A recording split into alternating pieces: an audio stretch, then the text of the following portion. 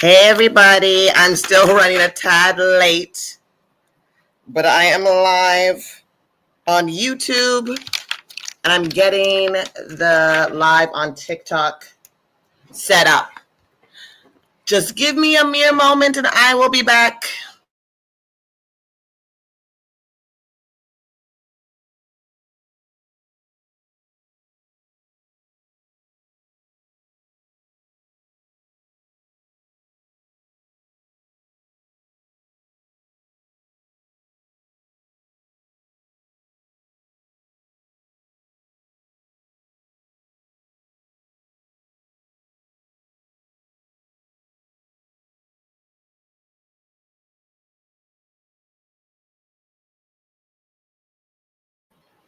Okay, so I'm still setting up, but I'm super excited for tonight, you guys.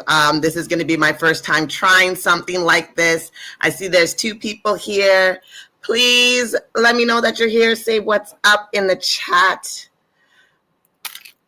I'm a night owl, so this is perfect for me. Okay, I don't see, like, I thought a good old Friday night. I don't know. It's kind of like, it's funny to me because this was Sabbath for me. I grew up Seventh-day Adventist, J Sunny. So it's like, it's kind of funny to me that I'm doing it tonight on what would be the Sabbath night. I suppose I am blaspheming. Hi, Gigi. Hello, good people. I'm just getting the final setup done.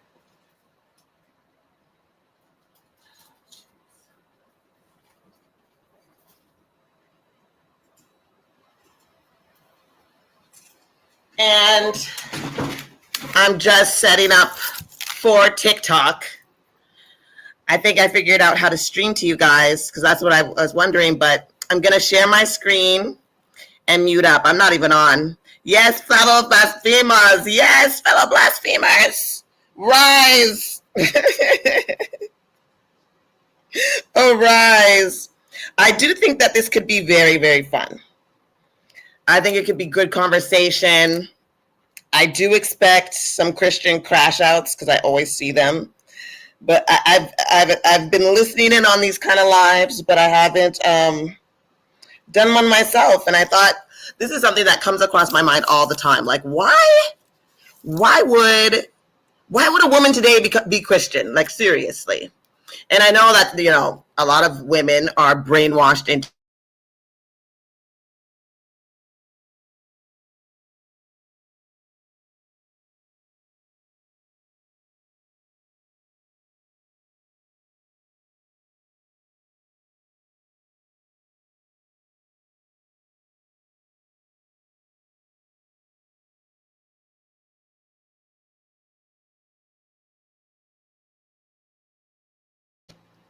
not me talking this whole time and I was on mute. I am so sorry. I didn't even think I pressed myself on mute. I don't know what the last thing you heard me say was, but just give me a couple more moments. Oh my gosh. And let me set this up. Okay, so I'm signed into TikTok on my laptop so I can share the screen with y'all. Just give me a moment. I was talking this whole time, Jason. I was talking this whole time, running my mouth, talking about these unbelievers. I was basically saying that I think it could be a great conversation for us to have. But I'm not sure. Like, I've seen these kind of like videos, right? I watch them all the time. I don't want to talk to men. And you can feel that type of way about it if you want to. That's why it's the tab says Christian women. I want to talk to you. I don't think a man can tell me why it would be a good idea to be a Christian in 2025. After all, I know why a man would want a woman to be a Christian. How else is he going to manipulate her and get her to submit without the Christian Bible? So it's like it's no mystery to me as to why a man would want me to be a Christian. However, like, women, like, it's 2025. What are we doing? What are we doing? Are we still submitting to the patriarchy? Are we still like using whatless men? Huh? is that's what's happening. We're settling for these whatless men just to say that we have a man. Yeah, we still think that they should that we should submit to them and they should lead and be in charge with the way that the planet is going under their domain and realm of them leading, right? I also think that a lot of this, everything that's going on in the world, the destruction of it, I've said this many times, we are going through our first extinction of its kind. Not our first extinction, but the extinction of this kind, which is a human extinction. Like, we are the reason why, as a species, why the world is headed towards another distinction. And then it's all underneath the men who are, leading, right? Men are leading, and we see what it's doing to our planet. We see what it's doing to the world. And I just want to know, because I just don't see how it would be. Hey, Helen Stevenson. We getting ready. I'm just finishing setting up. I'm so glad you guys are here with me. It'll be funny. Again, y'all, so you know, if you want to join the panel, you will have to join on TikTok. My name on TikTok is @BlackFairyTings, just like it is here. So if you had TikTok and you want to join the conversation at any time, please do so.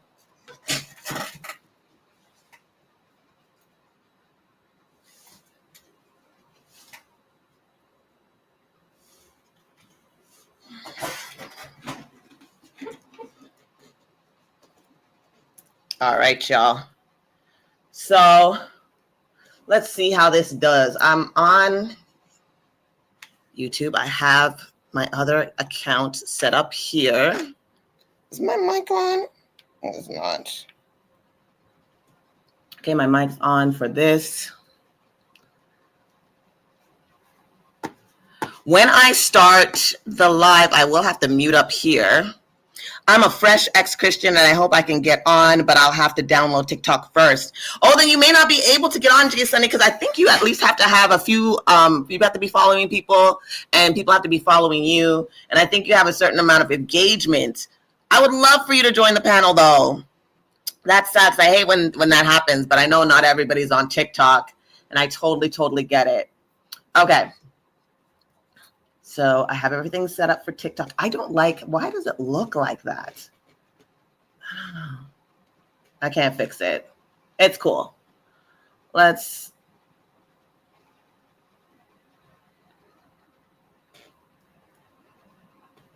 Okay, let me move that. Can I move for myself?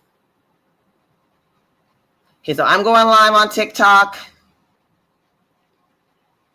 Oh my gosh, I'm hidden. I can't see myself. Okay, there we go. I'll put myself right here.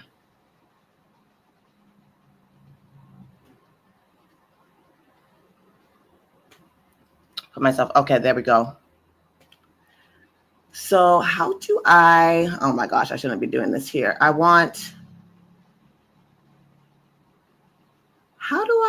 my gosh, this is not happening to me. Okay, so I'm live on TikTok. They're letting viewers know I'm here. Let me pull up my live on my computer. How do I?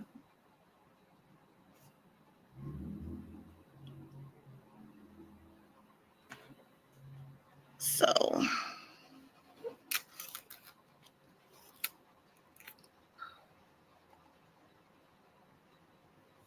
Can you guys hear me? Oh, wait, no, it's not sharing the screen. One second, y'all.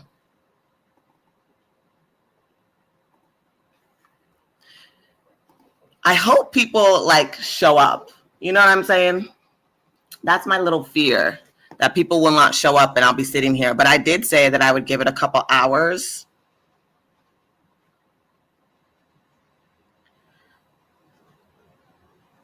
Because sometimes it can take time. Like, I'm new to this, so I don't know if anybody's really going to show up. But I'm going to keep going. Even if it does, I'll try. I will try. One second. It's loading. It's trying to load my live.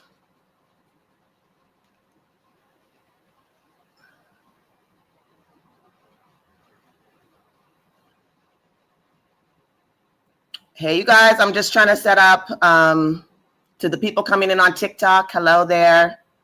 Thank you for liking. I do want to, why isn't it pulling up for me on my laptop? This is crazy. Oh my gosh. I do see people coming in on TikTok. Thank you, thank you, thank you.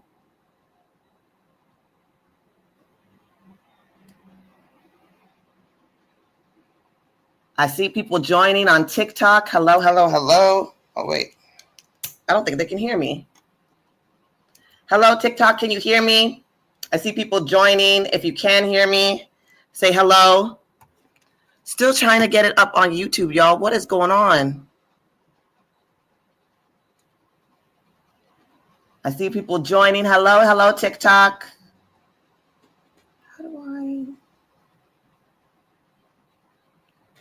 One second, y'all. Okay, here we go. All right. I'm going to share my screen with YouTube. Yes, happy Venus Day, y'all. See.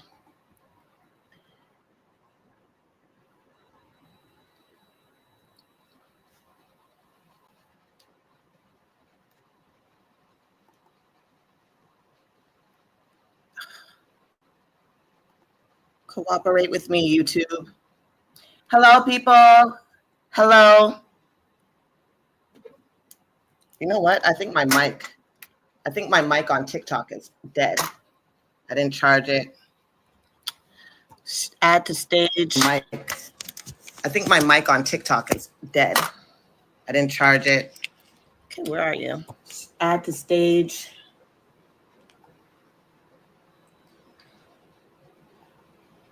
Okay, where are you?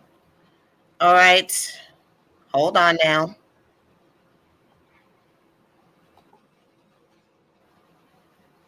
All right.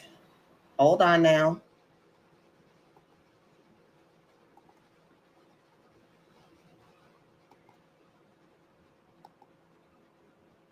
Can you guys hear me? Can you guys hear me over on YouTube through the TikTok live that I'm sharing? Can you see me? Can you see me and hear me?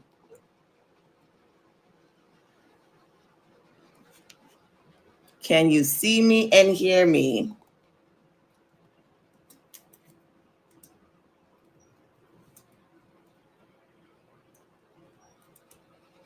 Can you guys hear me over on YouTube? This shit is acting slow as hell.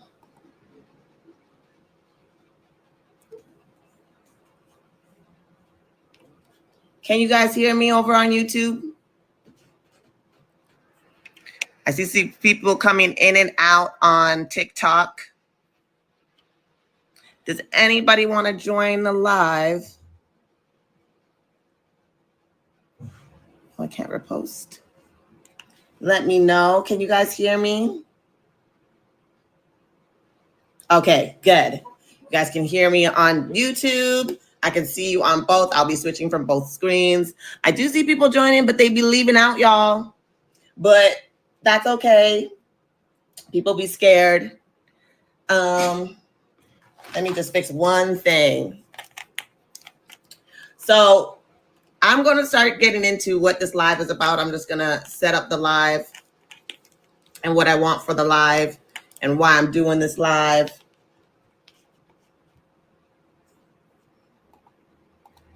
Oh my gosh. Why is my computer acting up tonight? Hi to everybody coming in on TikTok. If you would like to stay and join the conversation, that would be amazing.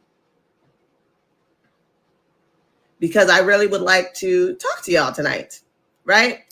So I want to welcome you guys to this live. Today, I want to talk to just women, specifically Christian women, age 25 and plus. We're going to have an open and honest discussion, conversation really about our faith and what it looks like us for today, right now. Okay.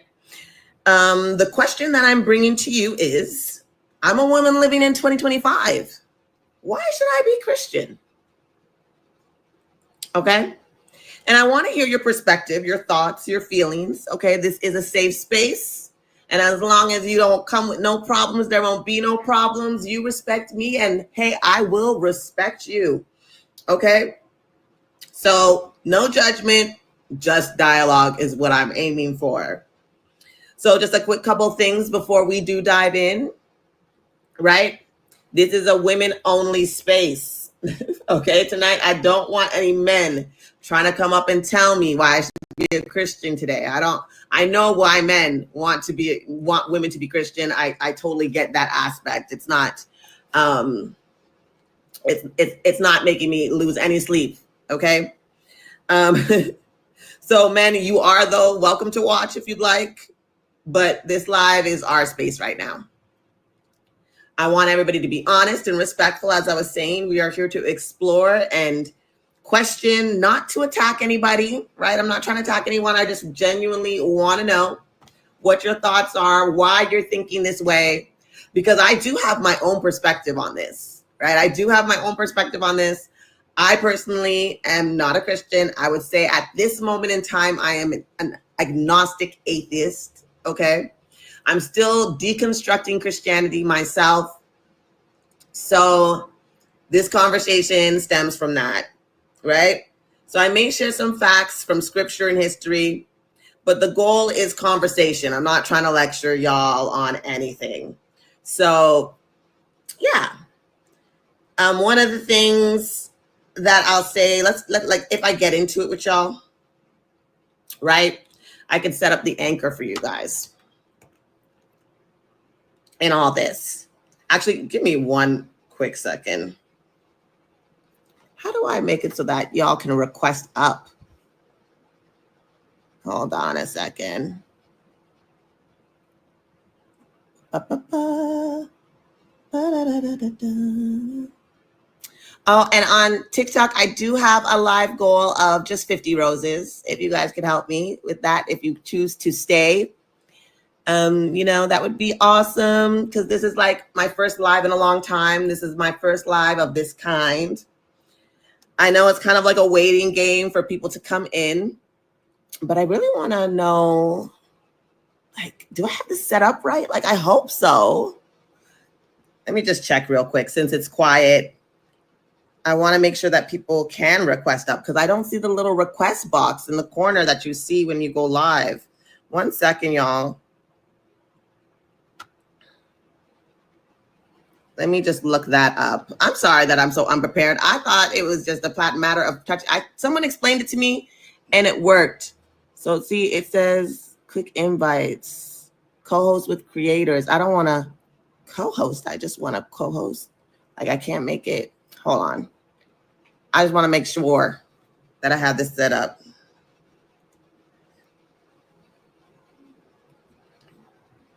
Properly. Sorry for the technical difficulties.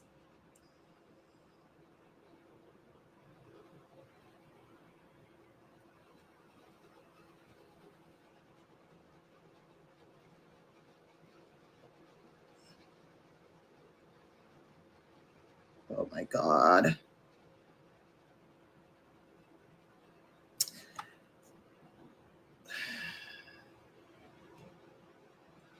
One moment. Let me see what you guys are saying. Are y'all still with me? Let me know. I know I'm like struggling.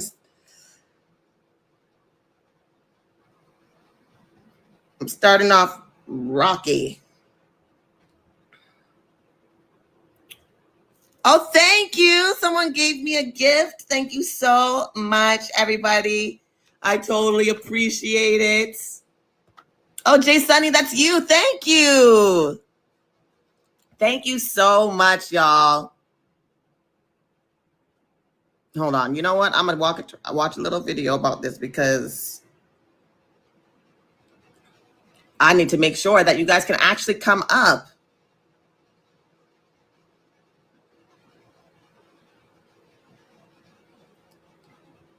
I need to make sure that you guys can actually get up here, because I don't see the request box. And that's annoying me right now. And I'm wondering, see, like I can invite people up.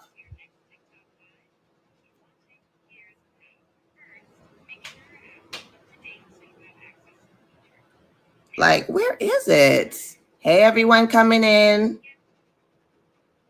Can you click on the guest icon? Okay. Got it.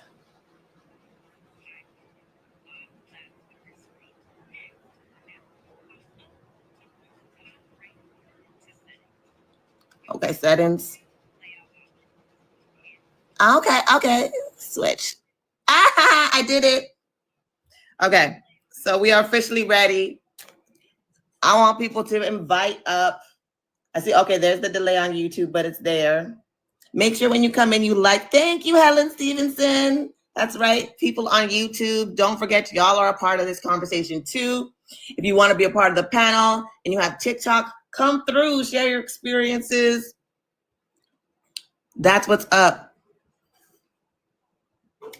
That is what's up. I want to thank you guys so much for being here. Now it's like a waiting game, but as we wait, I do want to tell you like, what's up with this, right? So here's my first anchor as to why I believe in this, okay? So anchor number one for me, there is a biblical double standard, right? So let's start with something that really hit me reading scripture, right? It's the double standards for me in this Bible.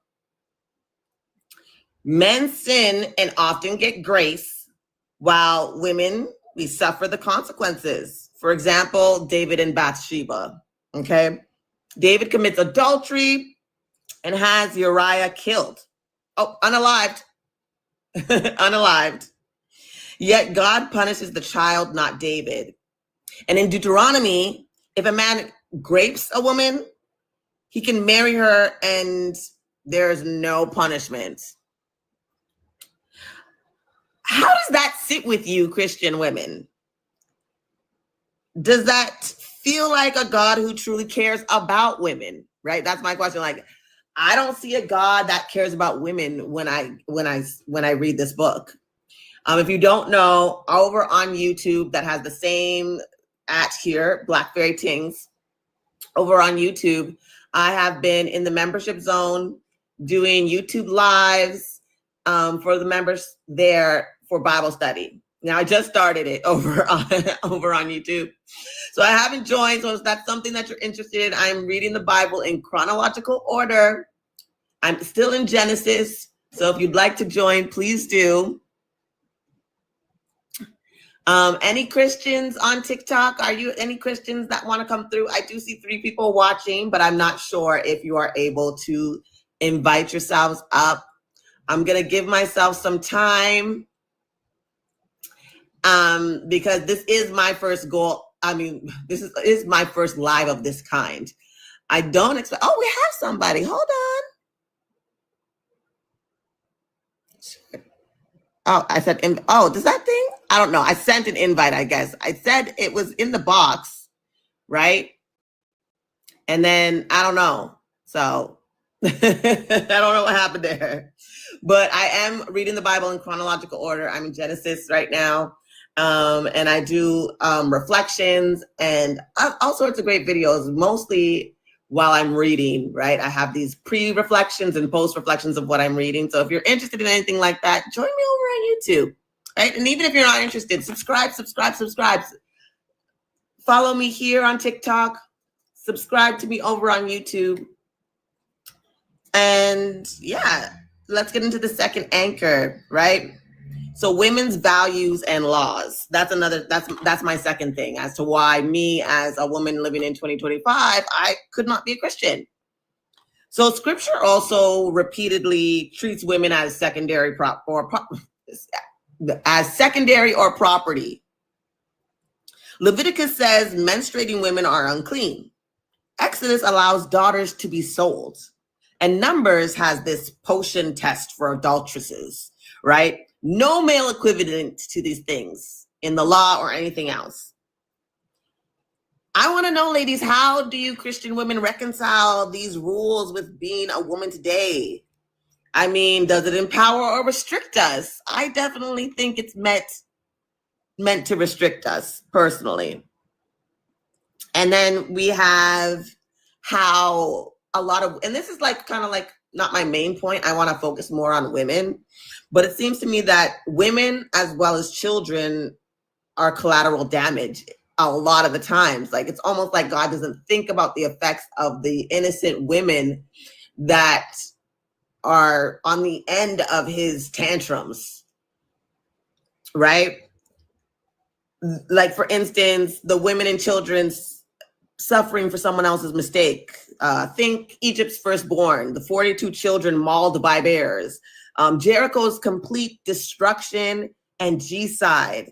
These were innocent lives that the God of this Bible took it upon himself to take out or to not even think of. They were collateral damage. I hate that for us. So historically, Christianity has reinforced male dominance, discouraging women from leading or learning. So my question tonight is, do the rules and teachings still serve women in 2025? I mean, you can imagine, as I've already stated, I am an atheist, agnostic atheist.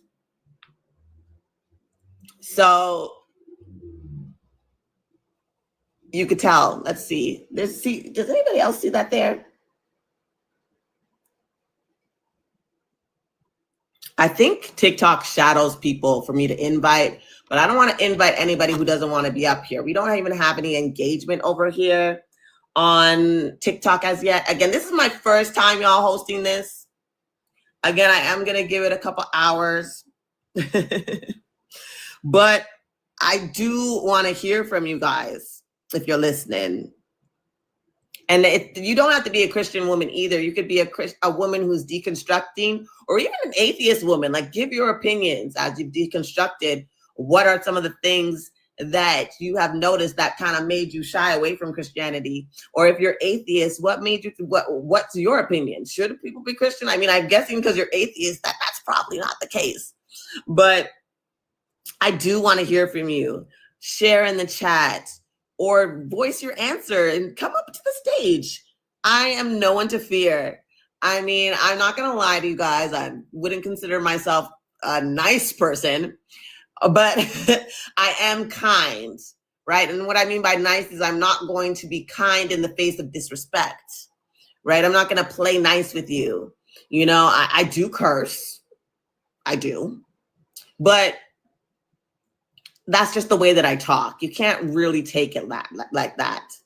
But I would love to hear from some of y'all in regards to what you think, right? If you guys on TikTok could tap on the screen, I do see 4 people, 3 people, whatever. But if you could tap, that will help me get into the algorithm. If you could share or repost the live, that would be amazing, because then TikTok knows that, hey, this girl's a little serious. People are actually enjoying her. People are watching. So if you could just tap this live, tap, and get those hearts going, that would be amazing. So as I was saying, for me, reading scripture with fresh eyes was eye-opening. I realized a lot of what I learned about God didn't reflect love for women.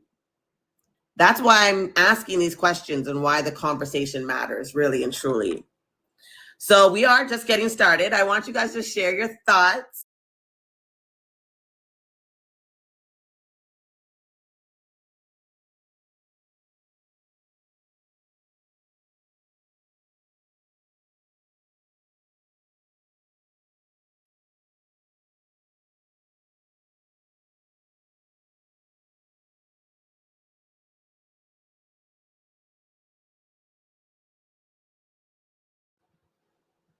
Let's see if we can get it growing back up again.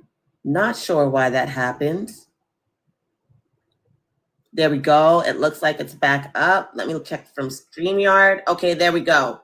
Perfect. Can you guys on YouTube still hear me and see me? Let me know, please. Put a little one in the chat or just say yes. I don't know. Tap the screen over on TikTok. Let me see. Can I repost my live on my own? I don't want to share directly with people. Thank you for the roses. I appreciate it so much. Thank you for helping me accomplish my goal. Thanks, Jay Sunny. I appreciate that so much.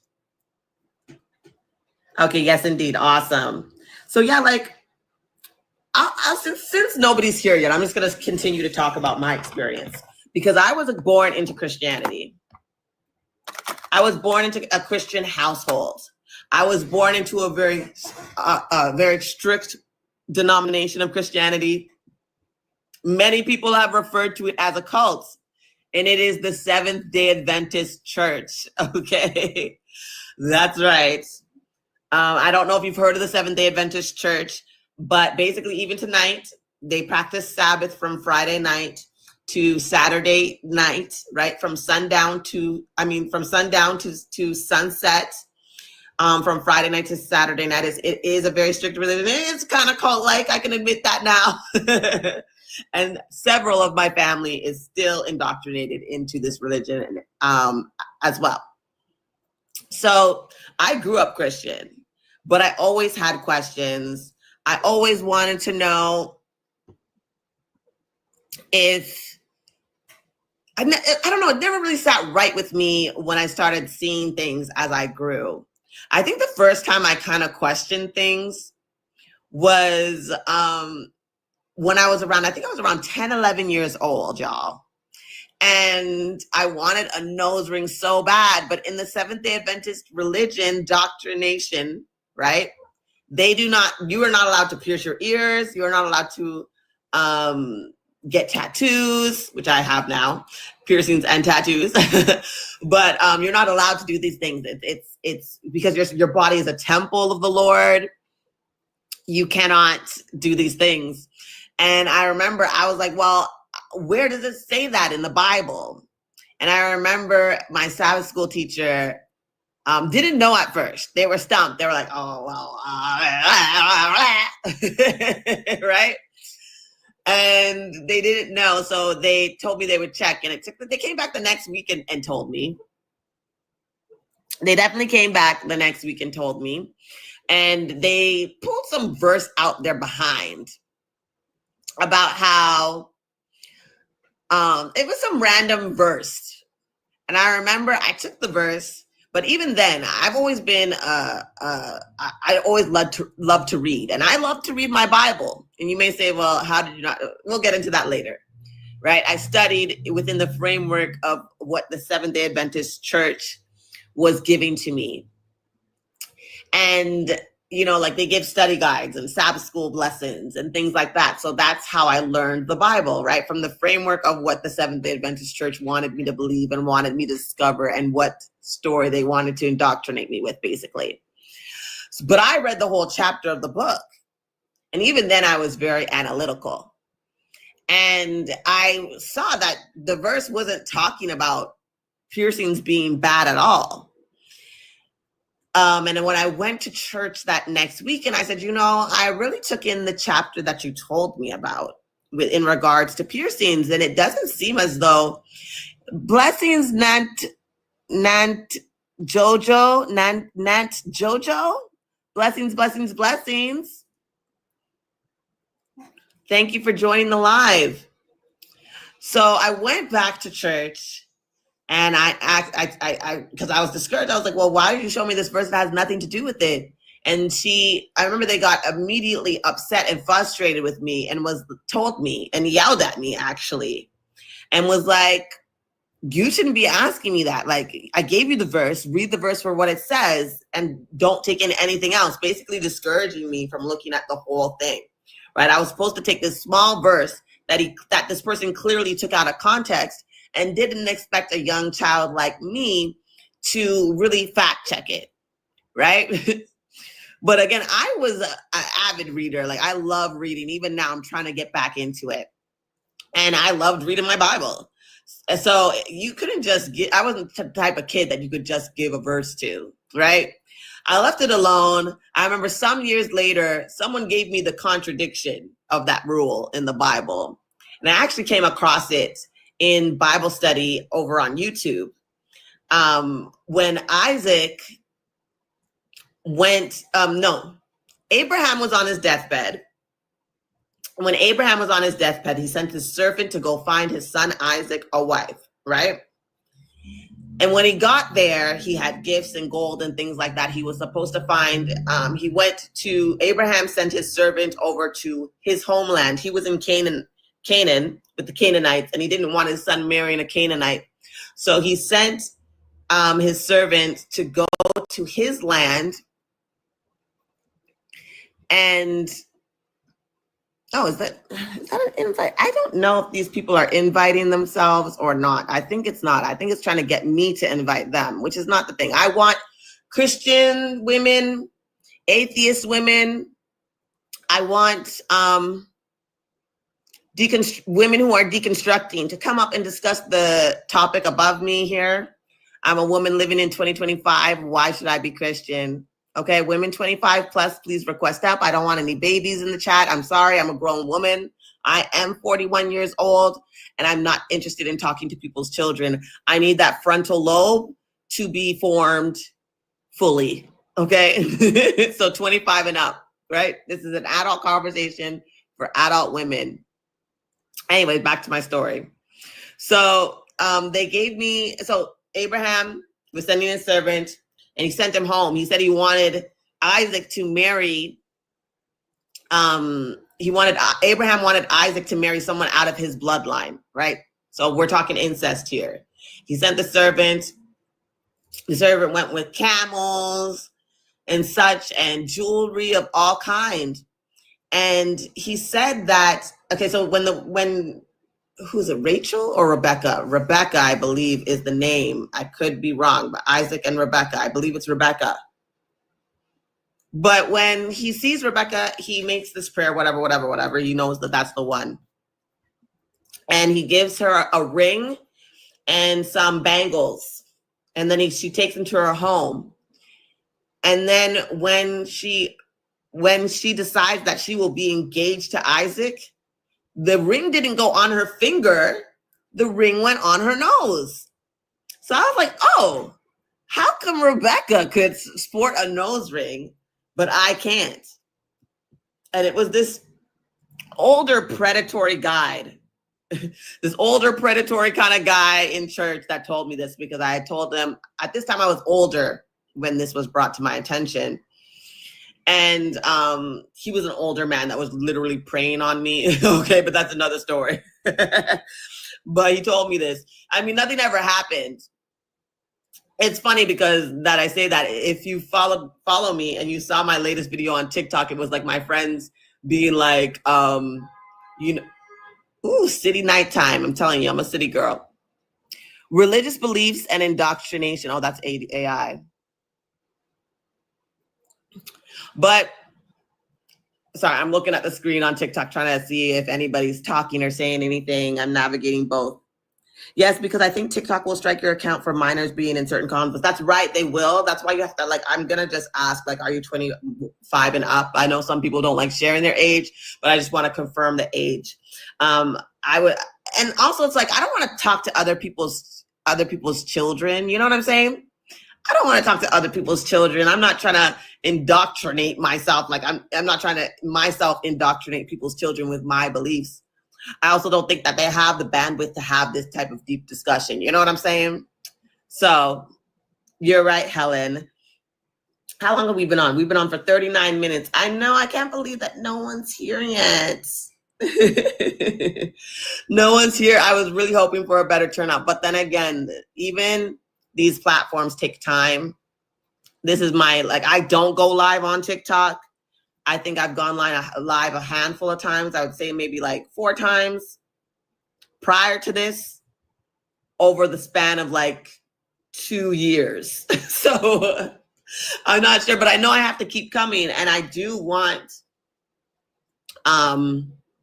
I do want to keep trying, right? It does take time to grow. And the thing is, I have 4,400 followers on my TikTok.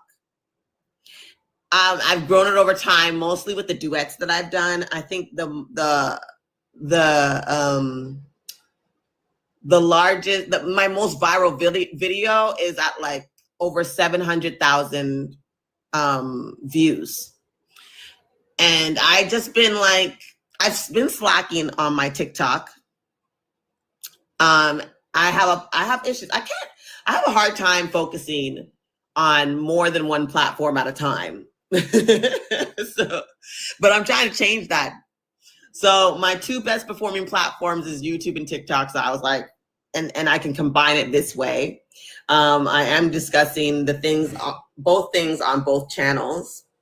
I recently moved deconstruction of Christianity anyways, over to YouTube because YouTube, I had like it didn't go viral, but it did very well. The video where I challenged the idea of Christian women being able to be involved in women empowerment movements, considering that their Bible holds all these negative beliefs, right? Like, how can you help us lead us out of oppression when your religion is a huge oppressor of women, right?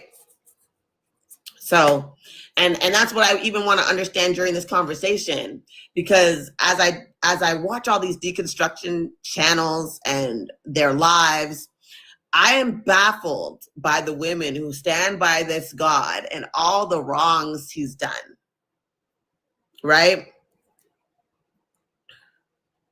But yeah. So that was the first, that nose ring thing was the first contradiction. The next thing that bothered me in the church, and it did have to do with women, was that women in the church, when they do something wrong, like for instance, let's say they get pregnant, they get sent out to the wolves. They basically kick them out of church. That happened to a lot of girls. It didn't happen to me. I don't have that kind of church hurt, so don't even try it. Did not happen to me. But I knew that it happened to girls around me. And what pissed me off the most was when the boy was also in the church, which happened quite often, right? He started dating at church, church little couple. They would start dating in church. And they would, start the intercourse before marriage and such. But the boys never had that. I'll use someone close to me for an example. They got pregnant. They were head of the church choir. And they were very close to the church choir. She was the head church choir director. And she was very close to the deacon, one of the deacons. And when she got pregnant, they removed her. She could no longer do choir. She couldn't participate. She couldn't be the lead director. She got excommunicated. That same deacon son, right? He charged it all. He kicked her out, wouldn't let her participate, wouldn't let her do anything because she got pregnant. She was disgraced, excommunicated. And if she had wanted to start, when she had started, basically, if she had wanted to basically come back to the fold, she would have to get rebaptized. That was the rule, right? Yep, give all the consequences to the girls, but the chances to the boys. Exactly. And that pissed me off. And I was a teenager at that time. I think I was 14, 15. And I was like, this is not of God. This is not Jesus Christ's love, right? Because that's what I thought God was, an all-loving God. I thought Jesus was an all-loving being. But I didn't know until even digging deeper now that I was very wrong about that aspect. But even that pissed me off. So religion always pissed me off in the sense of religious views as far as church doctrine. I started rebelling after those things. I actually started rebelling for several reasons in my teens. I was lonely, I was mad, I was angry, not with God, just with my situation, right? Perhaps I'll go into that story another day. But I started rebelling. I remember I started dressing down for church, which is taboo. If you go to Black church, okay, I don't know how many Black folks are in the building, but you go to church, you wear I would say Sunday's best, but it would be Saturday's best for me because I went to church on Saturday as a Seventh-day Adventist. So it's like your church Sunday's best. I wonder why you guys can't see the comments. Sorry, I'm distracted. Wondering why you guys can't see the comments on here. You can at the side, but I guess, oh yeah, I guess because they're at the side and I'm on my thing. So it just looks different than how it looks on my cell phone. But anyways, sorry about that. However, that's even more reason why not to join Christianity, is if not just church. Absolutely, right? Because they would use biblical terms to kick these girls and excommunicate them out of the church, right? Even the fact of just honoring your father and mother, if you got, had sex out of wedlock, that would be something that would be, dishonoring your parents. Although I have not seen any proof that fornication is wrong, but I may be wrong on that. So don't quote me on that one. But you're right, Helen. That's so true. But yeah, so I started rebelling. I started rebelling hard, y'all. I was like, I did not F with this. So I would go to church dressed down, jeans, mini skirts. I was a bit of a tomboy, so sometimes I would wear ball caps.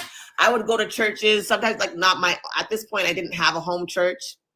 And I remember I would go to church with some of my friends, not necessarily my mom's church, but because I didn't like her church. It was small and quaint in the town that we had moved to at the time.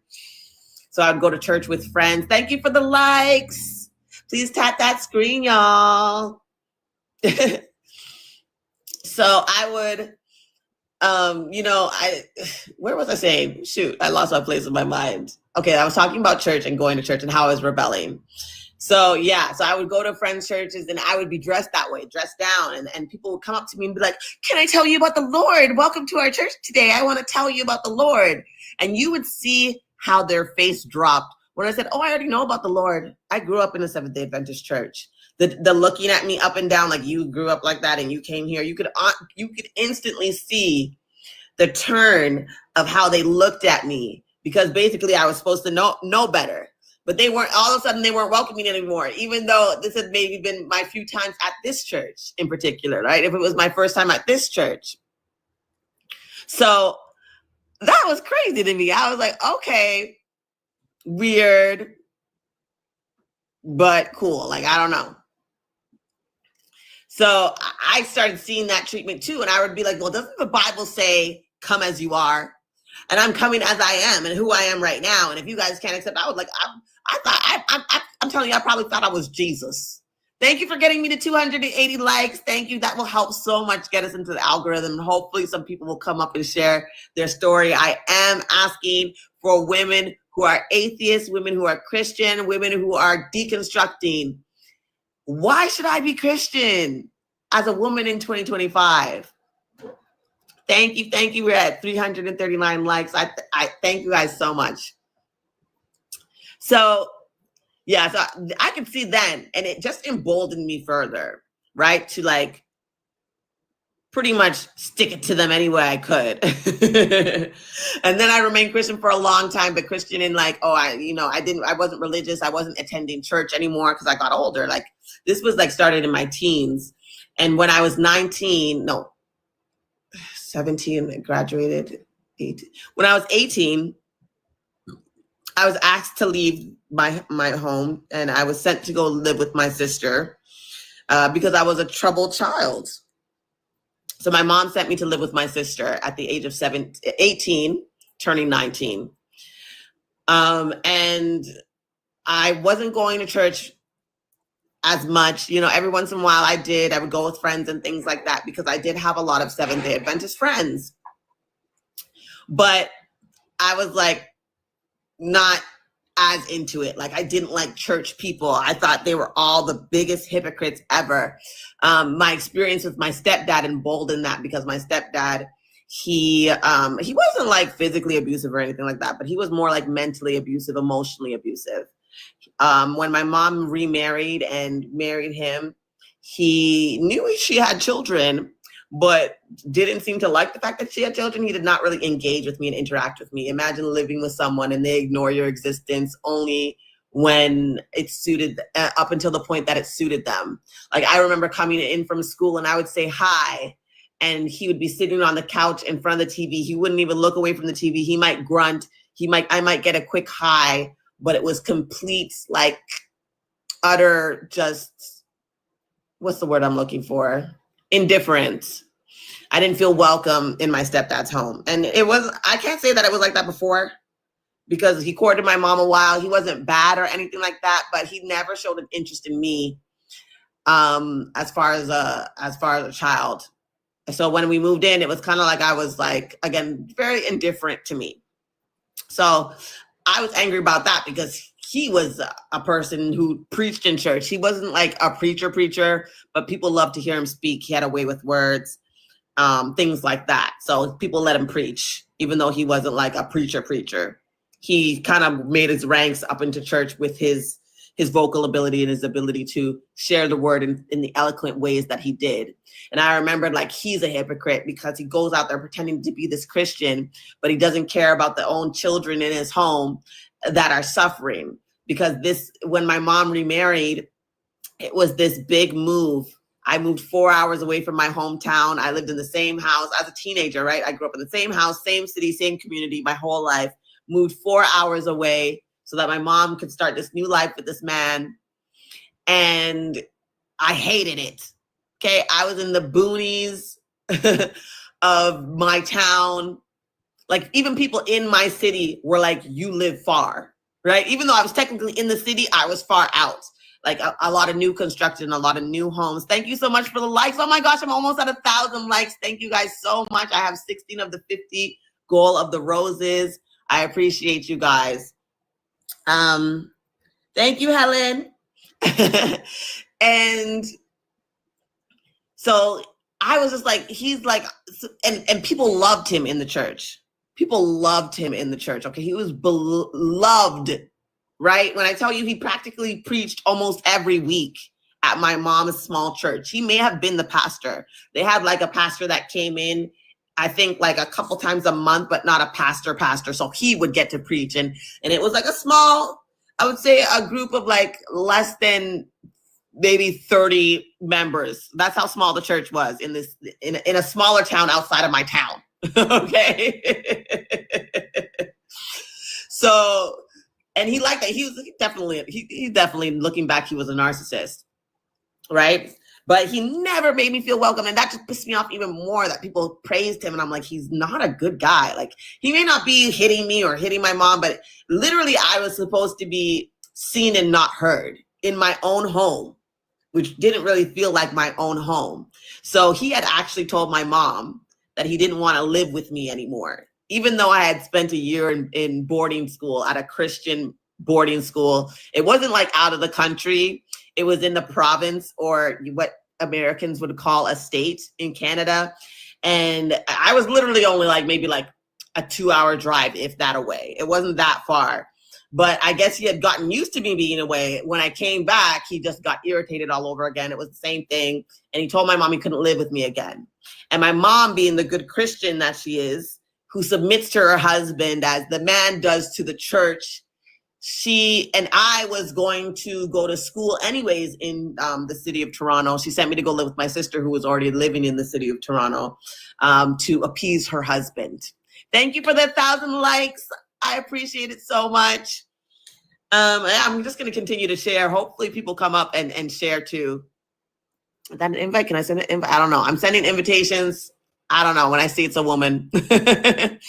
So, you know, people might say, oh, that's church hurt. I don't think that's church hurt, because I just hated him. I didn't hate Jesus. I didn't have a problem with Jesus. I didn't have a problem with God at the time. Yes, Helen, trust me. And me and my mom, for the longest time, were not on the same page because of this. As you can understand, it caused some contention. I actually didn't know that she did it for him. The way that my mother framed it, I'm not trying to, like, we're in such a better place now. They're divorced, and she's made it up to me a lot, especially since having my own daughter. I had my daughter at the age of 28. We became closer, and she is someone who I can call for external help. But yeah, she removed me from the household because her husband didn't want me there. I was becoming an adult, and I was going to school in Toronto anyways. And she made it seem like that's why. She's like, "Oh, you should go live with your sister because, you should go live with your sister because, she lives closer to the school," which was true. She did live closer to the school I was attending. She made it seem like it was about that. How I found out that it was actually because he didn't want me there was I overheard a conversation my sister was having with one of her friends about why I was moving in with her. And I remember I was so hurt and heartbroken because I didn't realize that that was the reason. Like, she made it seem like it was for my own, like it was for me, but really it was for her.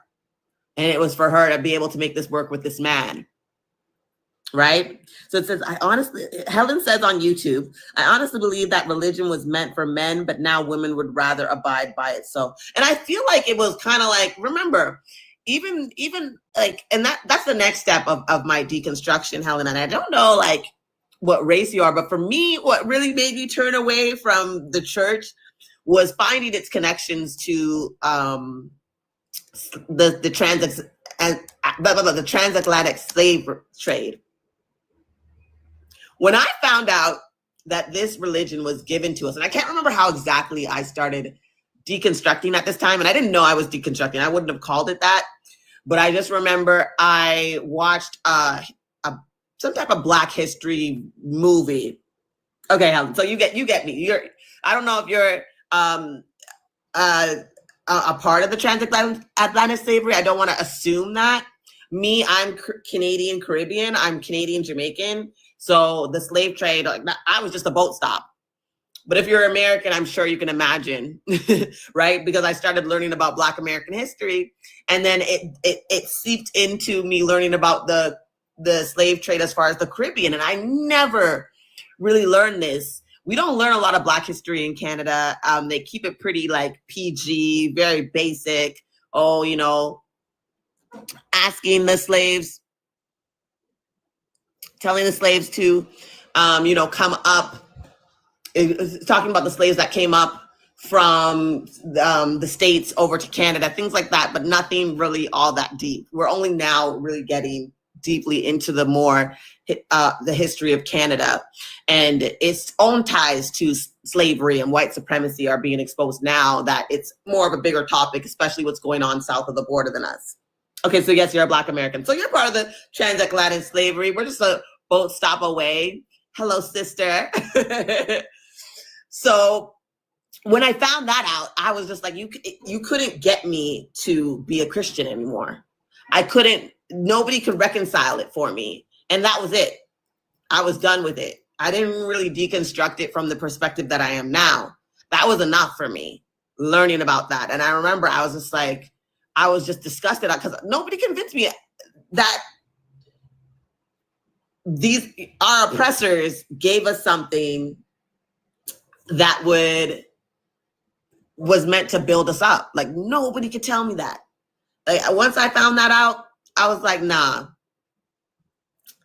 I can't fuck with this religion, and then I went into I started searching in other things. And I have this story on my YouTube. I think I have two stories. I have one that I recently did. And then I had another one that was back in the day. I know it was about 4 or 5 years ago. I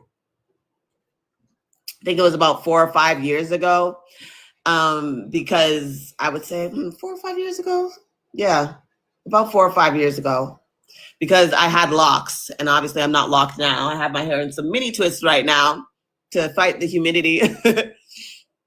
But anyways, so that deconstruction initially of just learning about slavery, learning about how they gave it to us, learning about the massa being in the church house, only letting us read, that was it for me. I didn't deconstruct further at that time. I started exploring, well, if Christianity wasn't meant for me, then what was? See, I see people, do you want to come up? I see people pop up and then they disappear. And it says that I sent an invite when I thought that I was accepting an invite. But okay, cool.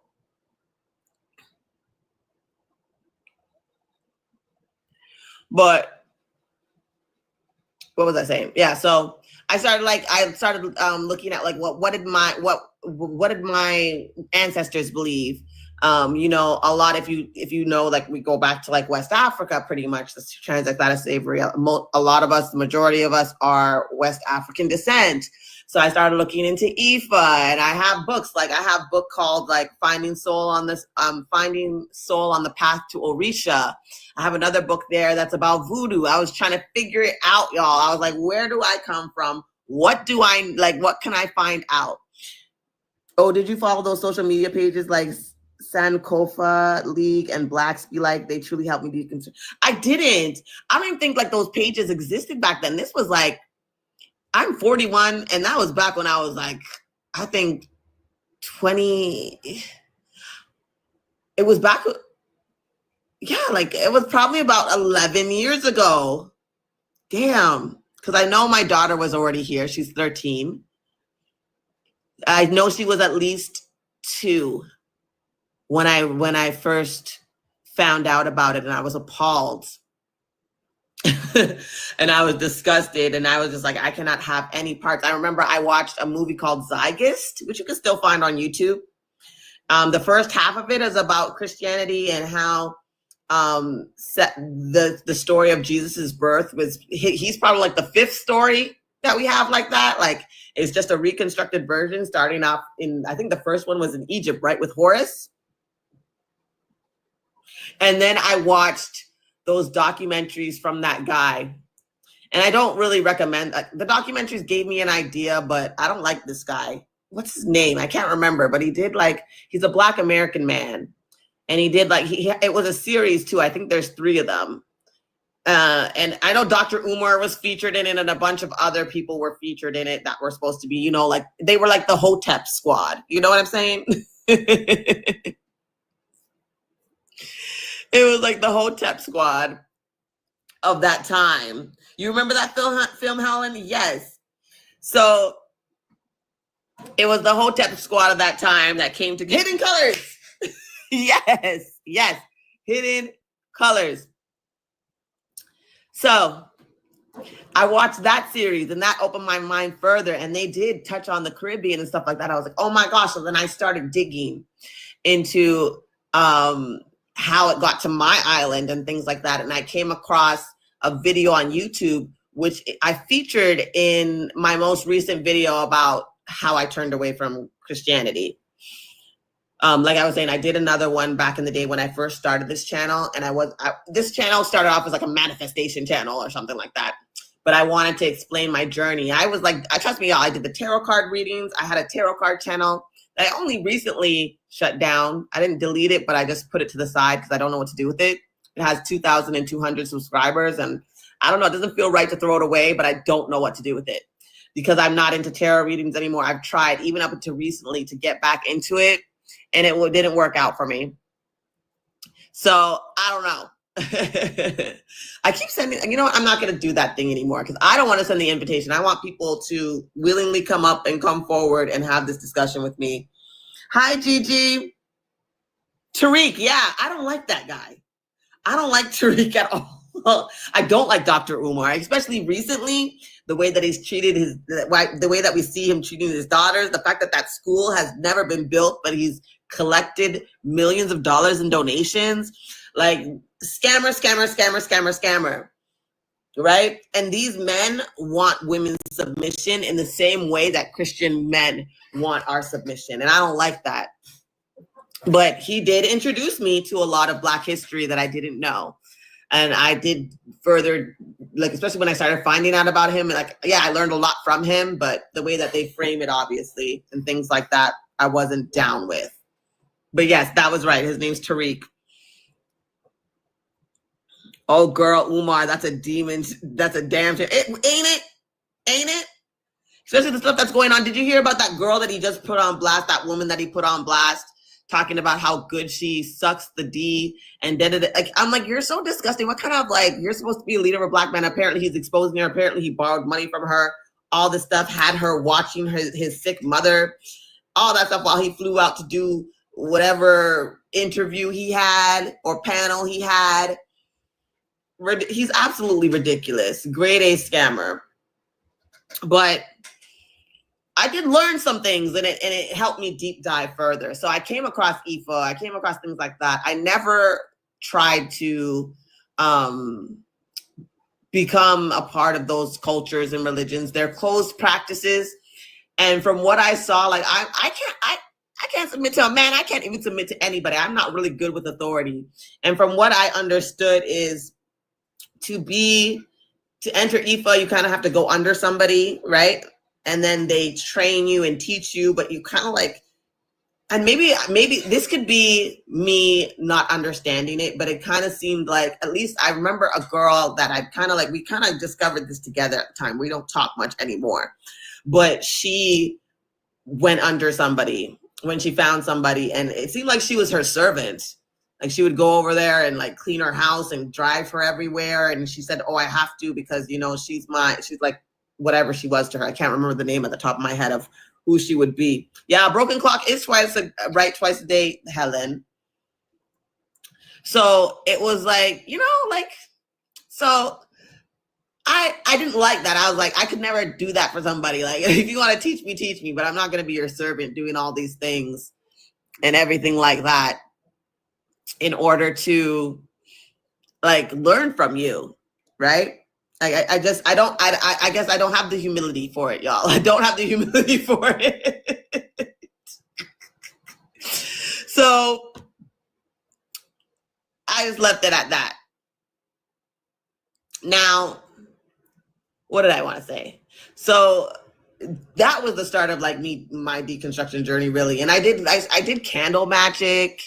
That was kind of like more my thing. I did ancestor work, right? I worked with my ancestors. So there's things that I took from the practice that I learned about that I wanted to incorporate.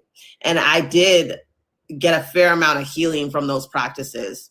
But now that I'm older, I'm actually like deconstructing everything, right? Because I do feel like when I was doing those things, I was simply trying to replace the hole that was left in my heart from Christianity and having that spiritual connection to something. You know, I worked with many gods and goddesses. Okay, I've worked with Lakshmi, I've worked with Ganesh, I've worked with Oshun, although now that I understand it more, I don't think it was really Oshun. And whether I was, and honestly, that's why I say I'm like, I think it's honestly, at the end of the day, I do think it's really about your belief, right? If you believe in something and then you put your best foot forward to have it manifest. I am a fire sign. I'm an Aries sun sign. And I guess because I won't submit. Is that why you say that, Helen? Yeah, but fire signs have a hard time with submission to any authority figures. We aren't good at it at all. But yes, I have a fire sign. My sun sign is in the sign of Aries. So yeah, like I made things, I manifested things, that I did things that I would like, you know what I mean? They came through for me. My ancestors came through for me. These different gods and goddesses and deities that I was trying to work with. I always researched them. I knew what to give to them. You know what I mean? I know how to set up the altars. I didn't do anything ignorant minded. That's not like me at all. Like I'm very much focused. Helen, are you an Aries? Aries gang. And even that I'm deconstructing though. I'm really at a point where I'm questioning everything I believe. Cause like, I wonder, did I really do the deep dive that I needed? Like, why do I believe that? Where did it come from? Yes, certain things are true. I still consider myself a spiritual being in the sense that I do believe in something so far. That's why I say I'm an agnostic atheist, because I do believe that there's something out there, because I can't explain a lot of the experience that I had when I was journeying through that, right? But again, these were things that were going on in my mind, right? That can't be explained outside of my mind, that nobody really shares with me exactly the same. I can't prove it to you, right? Like it's happening in my mind, in my head, around me. And when I apply those same logics to people who are Christian, like, how do you know your God is real? But I do attribute it to belief, because I think belief is very strong. I don't know if you guys have ever watched American Gods, but on the show American Gods, they kind of touched on this, right? On how a God is born. It's because of your belief in it, right? And it had the old gods versus the new gods. And the old gods were dying because they weren't getting worship, right? People weren't believing in them. Hi, Scene. Did you join? Did you request up? I'm still getting used to this TikTok thing. I guess not, because you went down. I think it was just asking me to ask you to join because you joined the live. I don't even know if you're still here. But because it seems like I said, I'm going to give it a couple hours. I will try. I'm going to keep trying this again, because I really just feel like I have to get in the algorithm at this point. Like, I can't believe nobody's come up. I've been on several lives. Okay. Artemis joined. Hi, Artemis. Thank you for liking. Please tap the screen. Send those roses. I do have a gift goal. It will be done in 2 hours and 57 minutes of 50 roses. I probably shouldn't have gone so high. You know, maybe I should have gone for like 20 roses. Because ain't nobody showing up. Hi, Scenes. Hi, Scene 60 Plus. Hi there. How are you? Are you a woman who is Christian? Are you deconstructing? Are you an atheist? Would you like to join me in conversation up here? I would love to hear what you have to say if you have anything to add. As long as you are a woman over the age, you identify as a woman and you're over the age of 25, I would love to have some dialogue with you. Thank you for the likes. Period. Thank you for the likes. Thank you so much, Artemis. I see you. I know who Artemis is too. I love you. Okay, I'm at 1.2K. Thank you so much. So yeah, this journey has been such a journey. So now I'm in a space where I don't know what to believe, but I'm literally deconstructing every thought that I had. Thank you, Scene 60. Thank you so much for the rose. I appreciate you. So yeah, like I've been through a lot. I've seen a lot. I've experienced a lot. And because of that, I do want to deconstruct everything. Oh, I was talking about American Gods. I almost forgot where I was. So on American Gods, they showed there was a part where it was the old gods versus the new gods. And the old gods were dying because nobody was believing in them anymore, right? And the new gods were things like TV, technology, and all that stuff, right? And there's this battle going on between the old gods and the new gods. Well, I think that's kind of like whatever you believe in, whatever you pour into, I think is, and as long as you believe it's going to help you, it will. Even in American Gods, right? There was one time where it was Easter and they went to go see Ishtar, who became Easter, right? The Greeks changed her to the Easter celebration. That's why you see bunnies and eggs everywhere, because Easter is actually a celebration of the goddess of fertility. The reason why it happens in the spring and around spring equinox is because that is her time. You know, spring is open, things are fertile. People would give gifts to her and celebrate. The eggs represent fertility, all that stuff. So they went to go see her, and then there was a whole bunch of Jesuses, right? There was like, I don't know, I'm going to say 20 Jesuses running around for every ever so much denomination. There were so many of them of different ethnicities, right? And it was so smart how they played on that. But that's how I see as belief, right? All these different gods exist, and what fuels their existence is our belief into it, right? Our belief of them. Right? Our belief fuels their power and their presence. Helen Stevenson, you have not watched that show. Yes, you would. If you're into that kind of stuff, you would love it. You would love it. They have one of my favorite characters was a goddess character, the Black goddess, and she was. They said that she was Sheba, and she was like a fertility goddess herself, a sex goddess, damn, what's another I can't say that word on TikTok. I don't know what else to say, but she was one of those goddesses. We'll say a fertility goddess, a goddess of love. And her actual gift was that one, like she would pretty much take the energy of men to keep herself young and vibrant and strong. They highlighted her and talked about how they destroyed her temple. She was at a museum and she was looking at all these old artifacts, and it was from her time, from her temple. And she was using things like Tinder to meet men so that she would be able to pretty much take their energy. And when I tell, like, she would be sleeping with them. Oh yes, Helen. Yes, you would like, she would be sleeping with them, and then they would enter into her yoni sphere, literally, and you'd see them floating in her universe within her uterus. Right? That's pretty much how they described it. You could probably, if you look it up, look up Queen Sheba, American Gods, and I'm sure you can find the clip. And but she could only take them because they were praising her. Like while she was getting intimate with them, she would say, "Worship me." And they would start praying, and then a spirit would come over them, and she was like, "Worship me, tell me more."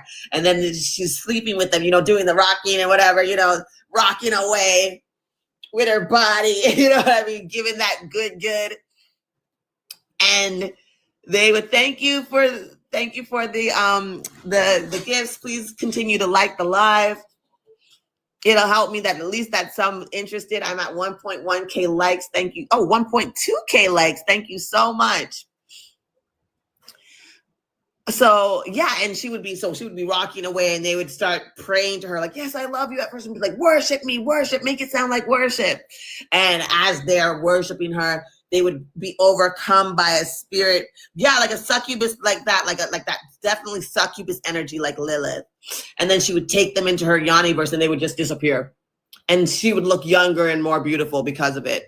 And because nobody worshipped her anymore, she was using Tinder to find matches. And it was the technology god who gave that to her, because the new gods were trying to repurpose the old gods to keep them happy so that this war didn't happen. But I said all that to say that when I hear that, it reminds me of the idea of belief and how it's our belief that fuels it, right? Like you're using your own manifestation power, and you're kind of giving credit to other gods and things, because at the end of the day, most likely, just like within Christianity, when you pray to your God, even your ancestors, and I do think your ancestors are somewhat with you. So, but I'm not going to get into that. But even when you pray to your ancestors or ask them to do things for you, you usually are using them to fuel you to be able to do the work yourself. Because usually people like, "Oh, God got me a job," but you handed out all those resumes. You went to the interviews, you got the job, right? But what emboldened you to try as hard as you did was because you thought you had this infinite power that was outside of you helping you. Your belief in that infinite power helps you manifest what it is that you wanted to see. And I think that when we think about this aspect, it's like, because again, to me, that explains why there's so many gods and so many people who are having success with their gods. Because although not every Christian lives the same lifestyle and gets the same and has the same lifestyle. For example, not every Christian gets what they pray for, in fact, like of wealth and things like that, even though the Bible says that God will take care of them, right?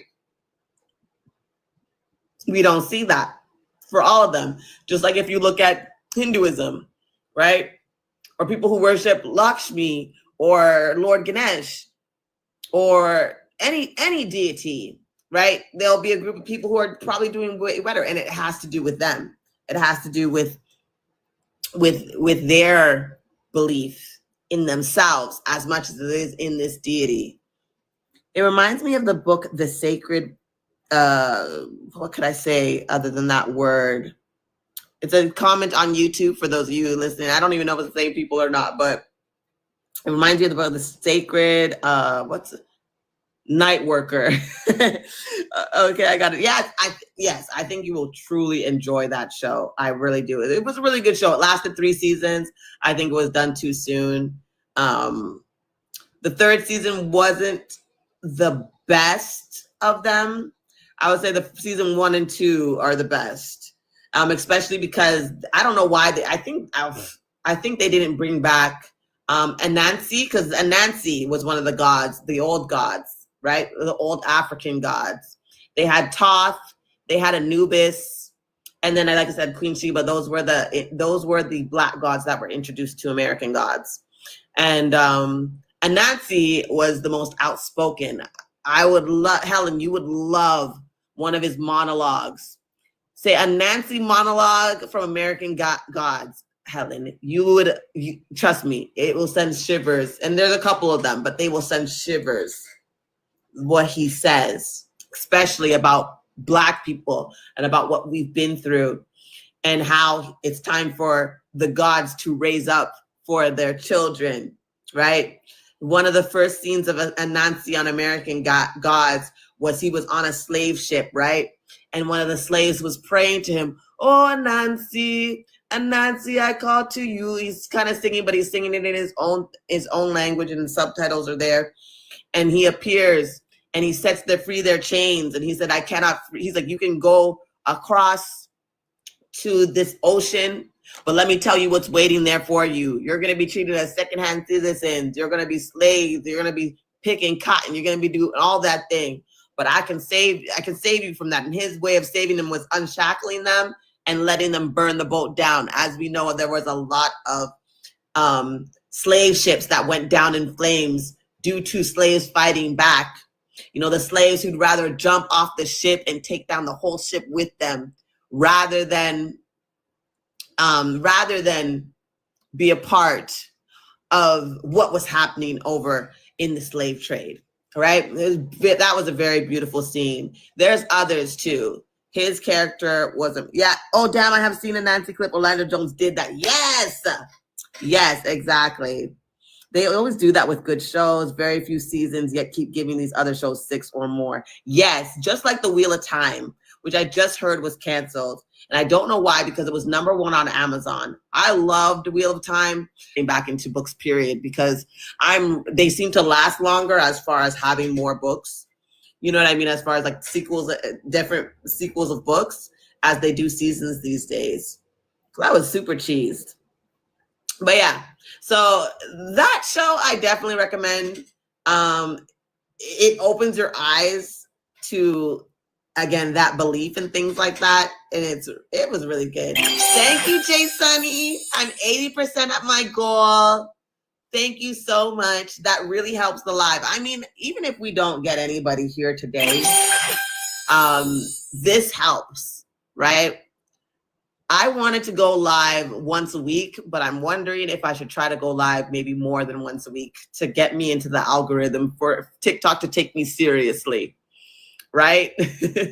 I'm going to stay a little bit longer, though. I'm going to give it some time. I'm going to see. I don't know who else is live right now. I do know it's Friday night. Maybe something's going on. Gigi said Anansi is the same as the spider. Yes, that's right. And he actually appears as like a big hairy spider on American Gods when he appears on the slave ship boat. Those scenes with Anansi are so powerful, and I think that's why they got rid of his character. And apparently Orlando Jones wrote those monologues that he did. He wrote a lot of his characters' stance. But what I loved about Anansi was he was trying to get the black gods to come together, and he's like, when are we going to free our people? He's like, look at these white gods running around over this YT goddess woman, and our people are still enslaved. Our people are still in chains, even though literally we're not in chains, but mentally, obviously, we're still in chains. We're heavily indoctrinated into the Christian church. So I really appreciated that about that show. And then season 3, they got rid of him, and I think that was a big mistake. And even those people say the American God books are way better than the show was. So I've been thinking about just getting back into just reading books. I think I'm going to, maybe this week sometime, I was thinking Monday, I was going to take my niece and my daughter to the library and see what's there to take out some books. No one man should have all that power. Seriously. So, yeah, that's kind of like and how I got to deconstructing now, right? How I got to deconstructing now is really just I've been deconstructing patriarchy. Like I wanted to deconstruct my internalized misogyny. And then when I came across these videos of deconstructing Christianity, it piqued my curiosity. And then I realized how much was indoctrinated in me as far as even my patriarchal views and my patriarchal mindset and all that internalized misogyny was given to me through Christianity. So I became really intrigued. And as I learned about how God permitted grape, how God is on the tail end of being responsible for numerous G-sides in the Bible, and how the unfair treatment of people and his disregard for life, and maybe not the adult lives, but at least in regards to children. Like, do you know how many children suffered and passed away through the flood, if that was real? I don't believe this book is real anymore. But if it was real, how many children did he have pass away? And not even in a good form, like and not that there's a good way to pass away, but he could have made them all pass away in their sleep. At least the infants, they could have woken up to all their infants gone, passed away in sleep. Do you know, like, have you ever heard about like what happens to someone when they're drowning? That is the most horrible ways to pass away. Yet, here we are, right? This story of this God who's apparently supposed to be all loving is not in the slightest, right? So so I don't know. It has led me to this conversation here. I'm a woman living in 2025. Why should I be a Christian? Now, I'm just going to reset the live a little bit because we've been on for about almost an hour and a half. I don't know. I do see that only 2 people are in TikTok, but perhaps if I start going over my reasons again, we can kind of see. Ooh, hold on.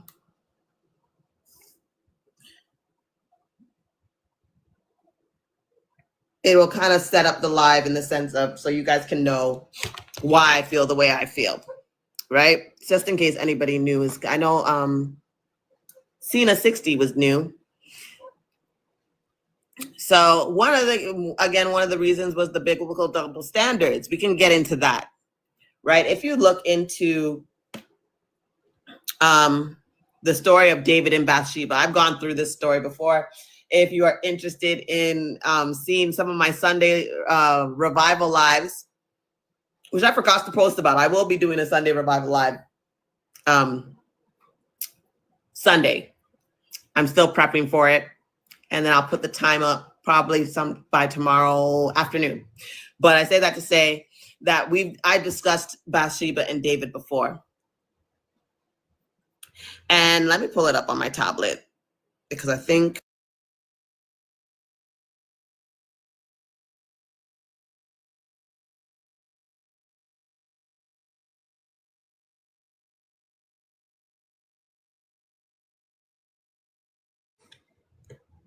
let me go to the Bible. Let me search. Let's go to, hold on. Am I signed in? Yes, I am. Okay. So let's go to search. 2 Samuel.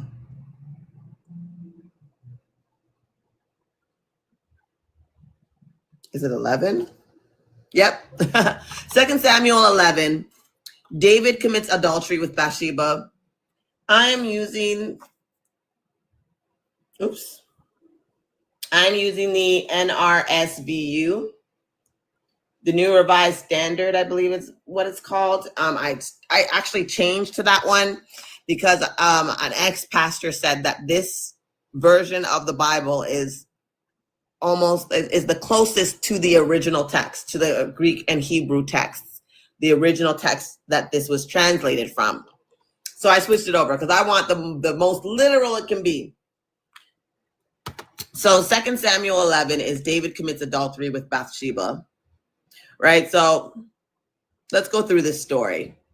and why I find it to be like, why I hold it as like a reason as to why I shouldn't be a woman in 2025. If a God can do these things to save his favorite, to save one of his faves, then I mean, I can't trust him.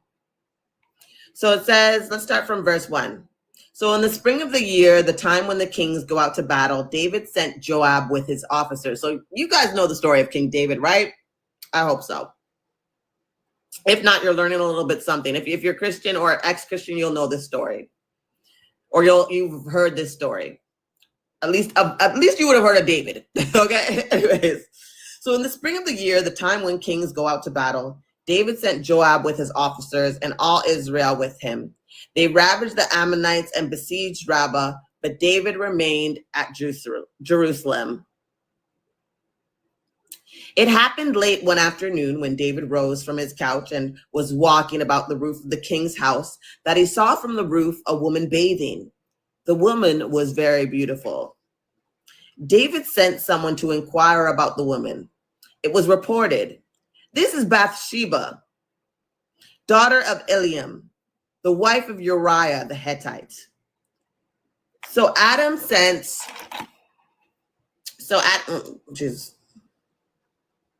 where happens? Yeah, this is Bathsheba. Okay. So David sent messengers to get her, and she came to him and he lay with her.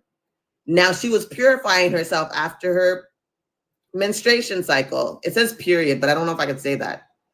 And I just said it, but I don't know if I should or can. Then she returned to her house. The woman conceived, and she sent and told David, "I am pregnant." Now, this is the thing. A lot of people are like, oh, Bathsheba, I've heard men in particular say that Bathsheba could have turned away from David. He could have. And I'm just like, I don't think back then, remember, she's considered property back then, right? Even just being a woman, she's considered property. She's married. She's considered the property of another man. And the king summons her. And it's not like they summoned her and been like, yeah, he wants to sleep with you. They just summoned her to the castle. She didn't know. Her husband's away in a war. She probably thinking, what happened to my husband? Because Uriah was a servant to King David. And here he goes, sending his people to go bring him, and then he lies with her. I don't really think that she had the choice. I don't think consent was able here. Because who's going to turn away from the king? Who's going to tell the king no? And what would happen to her if she did? And I think she was very much aware of that. I do think that this is a case of grape. In its instance, like I believe David committed grape when he called on Bathsheba. But that's my opinion. It doesn't say that, but she was someone else's husband. She loved her husband. You're going to see further that but she laid with the king. Who's going to say no to the king? So it says, so David sent word to Joab, "Send me Uriah the Hittite." And Joab sent Uriah to David. When Uriah came to him, David asked how Joab and the people fared and how the war was going. Then David said to Uriah, "Go down to your house and wash your feet." Uriah went out to the king's house, and there followed him a present from the king. But Uriah slept at the entrance of the king's house with all the servants of his lord and did not go down to his house. When they told David, Uriah did not go down to his house. David said to Uriah, "You have just come from a journey. Why did you not go down to your house?" And Uriah said to David, "The ark and Israel and Judah remains in booths, and my lord Joab and the servants of my lord are camping in the open field. Shall I then go to my house and eat and drink and lie with my wife? As you live and as your soul lives, I will do no such thing. I will not do such a thing." Then David said to Uriah, "Remain here today also, and tomorrow I will send you back." So Uriah remained in Jerusalem that day. On the next day, David invited him to eat and drink in his presence and made him drunk. And in the evening, he went out to lie on his couch and the servants of his Lord, but he did not go down to his house. So you see how David was trying to set it up? He knew Bathsheba was pregnant. He brought Uriah back. From the fact, because he knew that she was pregnant. He wanted her to be like, oh, all right, that's going to be Uriah's baby. He was trying to set up Uriah, like, go home, lay with your wife, so that he's trying to cover up his sin, right? And in this time, the law was that if you were an adulterer, you were to be stoned, right? And this wasn't for this was for everybody. This was the law of God, right? So he's trying to work around it. He's trying to make sure that Uriah, that if she's pregnant and she has this baby, that Uriah will be able to be like, oh, that's my baby, because he laid with her. So the timeline would make sense. David was a waste man, okay? And I said the same thing about Abraham. I think Abraham's a waste man too. So is Isaac, as I just finished reading up about him. But anyways, this ain't about that. We're talking about David, the waste man, right now, okay? So he was trying to set up Uriah to go sleep with his wife so that it would seem that he was pregnant, that he had gotten his wife pregnant so that he could get away with this. Didn't work. Uriah was such a loyal soldier. He refused to go home to lay with his wife because he didn't want to. He thought that that was like against his duty to go home and lay with his wife while his brothers and soldier brothers were out there fighting for their lives, right? So first he set him up and he thought he would go home. He didn't. Then he tried to get him drunk and he just ended up asleep on the couch. Okay? So this is they working out. So what did David do? Let's get into what David did next. Okay? So you guys keep tapping. I'm at 1.2K. I've been stuck there for a while. Let's get into it. If you could tap the screen. I know there's only 2 people here, but if you could tap the screen, I would love it. So let's continue the story. So David has Uriah killed is the next part. This is what he did. He got him unalived. So it says, in the morning, David wrote a letter to Joab and sent it by the hand of Uriah. In the letter, he wrote, Set Uriah in the forefront of the hardest fighting, and then draw back from him so that he may be struck down and pass away. Remember, I have to say these words because they're not TikTok friendly. As Joab kept watch over the city, he assigned Uriah to the place where he knew there were valiant warriors. The men of the city came out and fought with Joab, and some of the servants of David among the people fell. Uriah the Hittite was unalived as well. Then Joab sent and told David all the news about the fighting, and he instructed the messenger, when you have finished telling the king all the news about the fighting, if the king's anger arises, and if he says to you, why did you go so near to the city to fight? Did you not know that they would shoot from the wall? Who unalived Abimelech, son of Jerubbaal? Did not a woman throw an upper millstone on him from the wall so that he passed away at Thebez? Why did you go near the wall? Then you shall say, your servant Uriah the Hittite is passed away also. True, the Bible is like a soap opera or reality. It really is. So the messenger went and came and told David all that Joab had sent him to tell. The messenger said to David, the men gained an advantage over us and came out against us in the field, but we drove them back to the entrance of the gate. Then the archers shot at your servants from the wall. Some of the king's servants are passed away, and your servant Uriah the Hittite has passed away also. David said to the messenger, thus you shall say to Joab, do not let this matter trouble you, for the sword devours now one and now another. Press your attack on the city and overthrow it and encourage him. When the wife of Uriah heard that her husband had passed away, she made lamentation for him. When the morning was over, David sent and brought her to his house, and she became his wife and bore him a son. You see how he's a waste man? He gave her some time to lament because she did love him. That's what lamenting is. She mourned him. She was sad. She didn't want her husband to pass away. But he was unalived. Sorry. And I don't think that she knew about how it happened. I mean, her husband was at war. I mean, it was very well giving, like he could not come home one day. Yeah, you're right, Helen, nasty work. So we're going to continue the story, right? And the Lord sent Nathan to David. He came to him and said to him, there were 2 men in a certain city, the one rich and the other poor. The rich man had very many flocks and herds, but the poor man had nothing but one little ewe lamb that he had bought. He brought it up, and it grew up with him and with his children. It used to eat of his meager fare and drink from his cup and lie in his bosom. And it was like a daughter to him. Now there came a traveler to the rich man, and he was loath to take one of his own flock or herd to prepare for the wayfarer who had come before him. But he took the poor man's lamb and prepared that for the guests who had come to him. Then David's anger was greatly kindled against the man. He said to Nathan, "As the Lord lives, the man who has done this deserves to pass away. He shall restore the lamb fourfold because he did this thing and because he had no pity." Nathan said to David, "You are the man. Thus says the Lord, the God of Israel. I anointed you king over Israel, and I rescued you from the hand of Saul. I gave you your master's house and your master's wives into your bosom, and gave you the house of Israel and of Judah. And if that had been too little, I would have added as much more.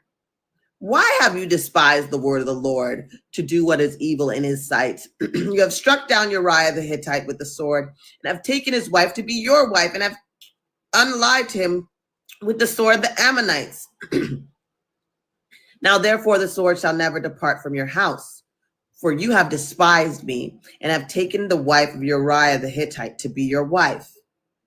Thus says the Lord, I will raise up trouble against you from within your own house, and I will take your wives before your eyes and give them to your neighbor, and he shall lie with your wives in broad daylight.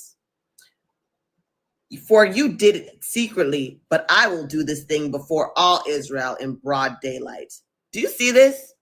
God is planning, instead of obeying the law. Do you think she was S8? I have a hard time believing she could give consent with the power dynamics. That's exactly what I think, Jay Sunny. I do think Bathsheba was S8. I do think it is the realm of SA. It was a power dynamic. Who's going to say no to the king? What would happen to her if she said no to the king? What would happen to her? What would happen to anybody back then? Especially back then, back in these times, saying no to the king? He summoned you, you came, he called. There was nothing she could do about it. It would have, everybody's trying to act like she would have had a choice. I don't think she would have had a choice. I don't think she had a choice at all. And again, she loved her husband. She wept for her husband. She mourned her husband. I don't think she had a choice. I don't think she had a choice to marry him, right? She was with child. And so God's punishment for David is to have his wives raped, SA'd, right? It says, thus the Lord, I will raise up trouble against you from within your house. And I will take your wives before your eyes and give them to your neighbor, and he shall lie with your wives in broad daylight.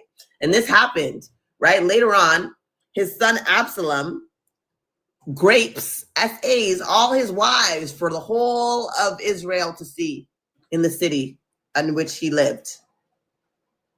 Now, is that a God of love? And does God love women that he would be willing to have all of King David's wives SA'd in front of everybody to see? Is that God's love? Is that what a loving God would do? Is that a God who has respect for women? These women did nothing. It was David. And according to Leviticus law, David and Bathsheba should have been stoned, right? Because they would probably say that Bathsheba didn't cry out and that she was in on it. She probably would have, the law said they both should have been stoned. But because David was a man after God's own heart, just his wives were SA'd instead. And that it didn't stop there. It didn't stop there. So all of his wives were SA'd in front of the town to see. In front of all of those to see, right? He's like, he shall lie with your wives in broad daylight. For you did it secretly, but I will do this before all Israel in broad daylight. So then it said, David said to Nathan, I have sinned against the Lord. Nathan said to David, now the Lord has put away your sin. You shall not pass away. So they know that, right? And he's telling him, oh, you're not going to Don't worry, he's not going to unalive you. You're still a man after his own heart, but he's gonna strike you nonetheless, right? So he's like, you shall not die. Nevertheless, because this deed you have utterly scorned the Lord, the child born to you shall pass away. Then Nathan went to his house. So God, again, is punishing the baby for David's sin. The child must pass away instead of David, which is disgusting to me. Why would a loving God take an innocent newborn child's life to create a point? Hey, you guys, I'm at 42 out of my 50 roses. If you could send, that would be amazing. If not, I understand. I would love, love, love to reach my goal. I'm at 1.3K likes. Please tap the screen.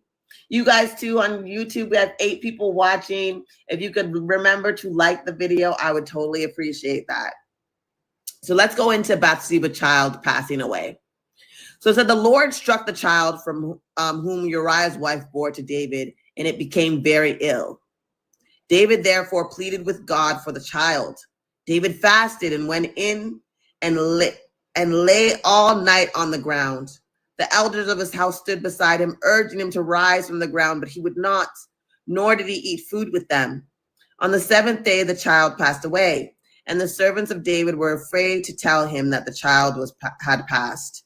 For they said, oh, I reached my goal. Thank you guys so much. Thank you, Jay Sunny. That was all because of you.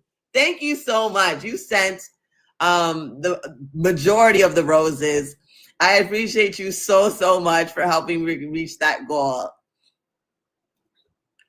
It does well for the algorithm. Like I said, even if nobody comes up tonight, I'm going to continue. I will consider maybe going a few times a week. Maybe I could do 2 times a week. I don't want to overcommit myself and burn myself out, especially with everything else I have going on, right? With the Bible study live that I do in my memberships on YouTube. Check out YouTube if you'd like. With then the Sunday revivals that I do, and the videos I do in general. I just don't want to take on too much, right? But thank you so much. I totally appreciate you for that. So, okay, where was I? So yes, of course, thank you for being a spokesperson. Oh my gosh, I love you, Jay Sunny. Thank you so much. I really, really appreciate you. So then, so the elders of the house, okay, so the elders of his house stood beside him, urging him to rise from the ground, but he would not, nor did he eat food with them. On the 7th day, the child passed away. So God made this child suffer for 7 days. This new innocent baby that was born into this had nothing to do with it, yet here he goes, punishing the child. I hate that. Like, that's so disgusting. I could never, right? And that's the thing. Like, it sucks that I have better morality than the God of this Bible, because I could never, ever put the sins of a man on a child. But anyways, let's continue. But when David saw that his servants were whispering together, he perceived that the child had passed. And David said to his servants, Is the child unalive? They said, he is unalive. Then David rose from the ground, washed, anointed himself, and changed his clothes. Someone, soldiers of Christ. Oh my gosh, I've seen you before, soldiers of Christ. Soldiers of Christ, I'm looking to talk to women. So he says, Soldiers of Christ is on here on TikTok saying that because hell is still hot, right? He said, hello, where do you think you developed an idea of right and wrong? The same way many people develop the idea of right and wrong. What do you mean? Do you think you need this Bible to develop the idea of right and wrong? I mean, instinctively, I feel like humans know right from wrong. It's why a child can do something wrong and they hide it, right? Maybe it's because they learn our reactions. Maybe it's just descended, but let's not act like people who aren't a part of the Christian religion can't be good. Because you were raised by Christians in a Christian society, duh. No, that's actually, I was raised Christian, but the stuff that I've seen in the Christian church was why I left the Christian church. And despite that, doesn't mean that if I wasn't born into a Christian church that I would be bad, right? Are you saying that people of other denominations are automatically bad, that they don't know right from wrong, that they aren't taught those things? Or is your God on the same level of all other gods? Think about society before Christianity, ancient Greece and Rome, pure atrocities. This Bible is full of atrocities. I'm reading about one right now. Your God had several women raped in front of all of Israel to see. That's an atrocity. Your God has committed how many G-sides? That's an atrocity. Your God doesn't care about women or children. That's an atrocity. He said, I'm saying you're using Christian morality to judge God. No, I'm using morality. I'm using human morality. Christians don't have a lot of morality. That's why they can have like slavery and be okay with it. Who you think trained you to know what was wrong? My parents trained me to know what was wrong. My mother was Christian, but my father was not. So what's your point? Like, you know, Christianity isn't everywhere. And there's people who live in Christian nations and know right from wrong. No, I learned from my parents. I learned from my experiences around me. I learned because I felt bad when I did something wrong. People, again, plenty of people outside of Christianity who know right from wrong. Christianity is not alone in that. And yeah.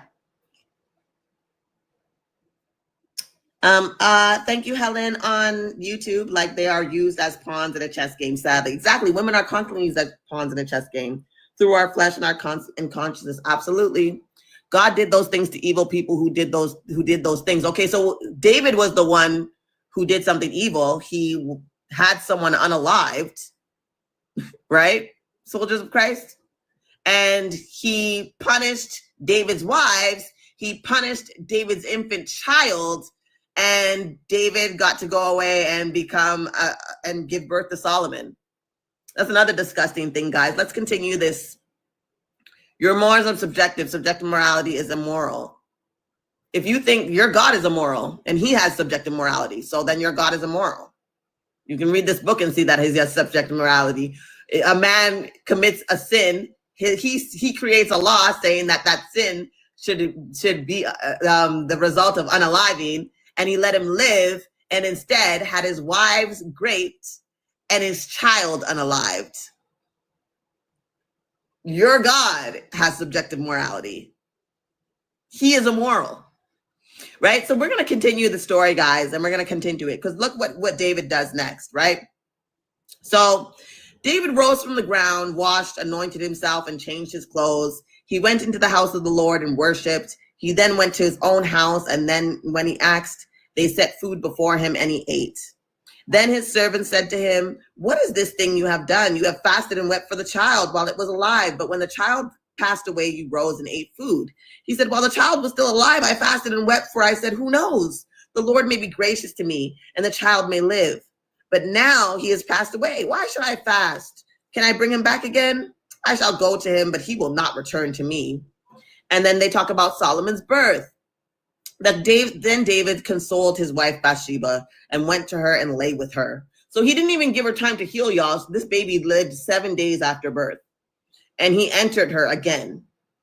Now, you could say, oh, it's the times they didn't know, but God knows, right? He could have said, don't enter her for a good 6 weeks. It's unhealthy. She could get an infection and all these things could happen. But no, he laid with her and she got pregnant again and he named him Solomon. The Lord loved him and he sent a message to the prophet Nathan. So he named him Jediah because of the Lord, right? So you can see here how this God is clearly immoral. And as much as Soldiers of Christ LLC, who I've seen around actually, because I've been in a lot of deconstructing lives and I've seen you around, Soldiers of Christ. I know you think I'm like fresh meat, right? You see me here with my 1.3K likes. You know, I had a little gift goal that I just accomplished. I have like 3 people here. So you think you could come in here and bully me and think that I don't know what I'm talking about, but I do. And I'm also here to talk to women. Are you a woman? Do you identify? Because I believe, if I'm not mistaken, you are a man. But let's talk about what he's talking about, y'all. I'm not going to invite him up because he doesn't have a place in the conversation on this stage. And although nobody else is here, I'm still going to adhere to that. But he says, if God is moral, you can't be any better. You are his product. Such bad logic. Wow. That's the dumbest thing you ever said. Who said that I was trying to be better than God? Although I am better than God. Like, I would never, ever put the crimes and sins of a man on his wives and his child or children. I would never do that. So I do have better morals than your God, because that's exactly what he did in the story that I just told.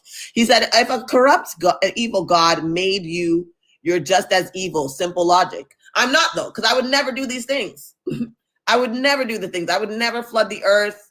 I would never do things like that. I wouldn't send a bear to maul 42 children. I wouldn't create space to make grape a good thing and allow it and create laws around it and condone it. I would never do those things. God is evil. You're evil because you would stand up for that and make excuses for that. So you're like your God, but I'm not. And then continues, guys. This guy, Soldiers of Christ, is saying, what else are you saying, Soldiers of Christ? If God is evil and you depend on his food. I don't depend on his food or his oxygen because I don't believe your God is real. You believe that God is real. You believe he did those things. I don't think he did. I mean, there's two creation stories, for fuck's sakes. Two. And they're different. Y'all can't even get the creation story right. In one, he made the birds on one day, and in chapter 2, he made the birds on another day. Not to mention all the hypocrisy and contradictions. Yeah, because you were raised with Christian morals in a Christian society. No, that's not why. Because I'm a human being and I care about people. People, there again, like you're avoiding the fact that people who aren't Christian also have morals. And in fact, the societies that are without Christianity, like the countries who don't have Christians, that aren't a Christian society, do better than the ones that are Christian society. Christian societies are impoverished a lot of the times, most of the times. That's not true either. This is sociopathic. This God is sociopathic. He literally hardens people's hearts and then gets mad at them for doing what he hardened them heart to do. Like, this whole book is the book of a sociopath. Are y'all seeing this?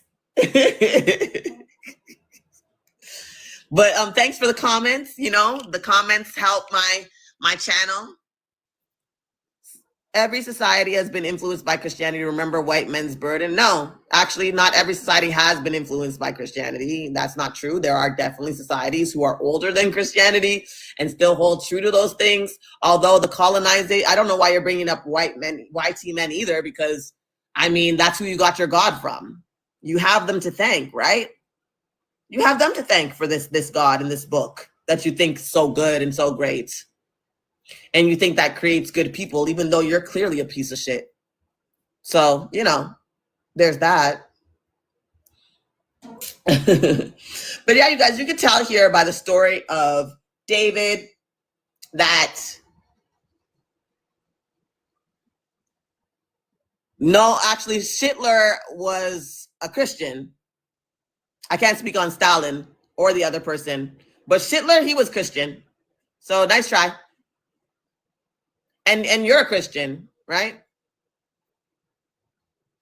Christianity, what does that have to do with anything? What does that have to do with anything? What does Christianity being created by other Jewish members of the Jewish society have to do with anything? No, he didn't take Christianity. He was a Christian. And even if they weren't, you're talking about people who have long gone and passed. In today's society, countries who keep Christian politics and religion and state separate are doing way better than us. They have lower crime rates, everything. So what if YT people stole their religion? You're still obeying it. You're obeying you're just saying you're a soldier of Christ. So YT people stole their religion and you're in the religion that was stolen from them. What's your point? Like I think you think you're cooking, but you're not. Anyways, you guys, I am looking. Yeah, Jesus was a Jew, and he said he didn't come for you. He said he came for the Jews, sweetie. He said he did not come for you. He's not checking for you, right? Just like he told that Gentile woman that she was a dog, and he didn't come for her. He didn't come for you either. So I don't know why you're celebrating someone who wanted nothing to do with you and thought you were trash and likened you to a dog. But I mean, to each his own. To each his own.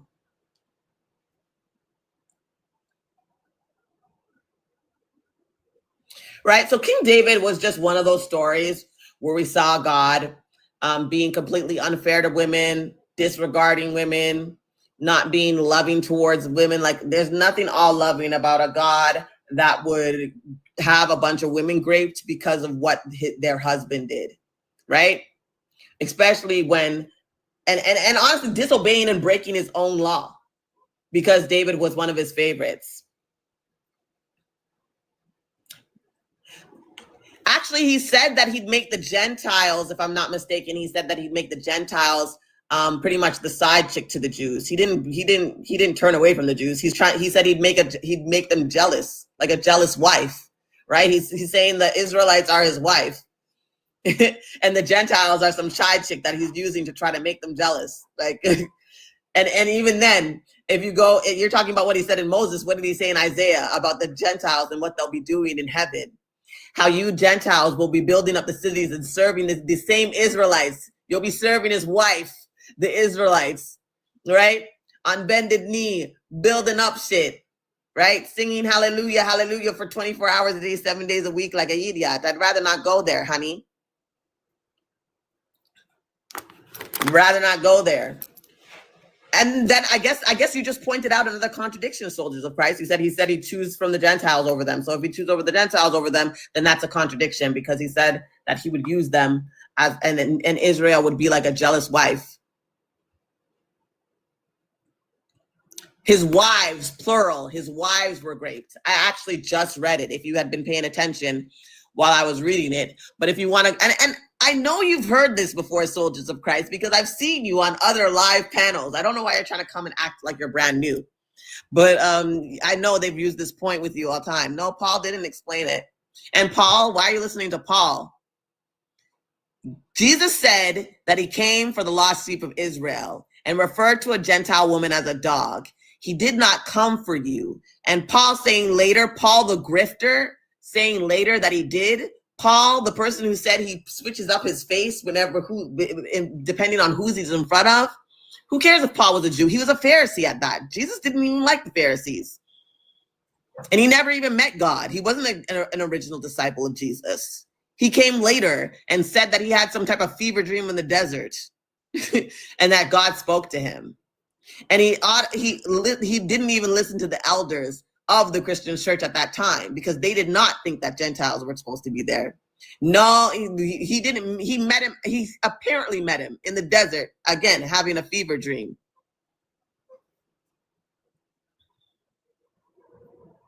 Jay Sunny. Oh, I'm sorry. Hey, Jay Sunny. Oh, you have no bars. You have low bars. Can you go somewhere? Yeah, let me try. Okay. 1 second. Oh, thank you for coming up. Yay, I'm not lonely anymore. I was like, I was at work. So okay. So... Yeah, you have 1 bar. It's showing you have low service. 1 bar. I know you're cutting in and out.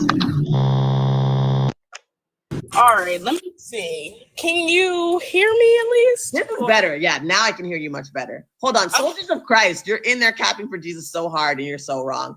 So he went blind because of the light of his presence, right? So you're saying, again, you realize that this is, if you're talking about this like they're real people, and I don't think that this book is real, right? Like, you do get that, soldiers of Christ, right? You do get that? I don't think that this story is real. Like, I don't think, and there's evidence that Paul was likely not even real. So, yeah. Soldier of Christ, you're asking me questions that you've already had answers to that you don't agree to. So I feel like this is a waste of conversation. Jay Sunny, I've literally seen him on other panels doing the same exact thing, and it doesn't matter what you give him. He just is constantly. I think it's funny that one of the biggest trolls that I've seen on these panels for like these past months is in my freaking comment section. Well, look, that means we're meant to have this conversation.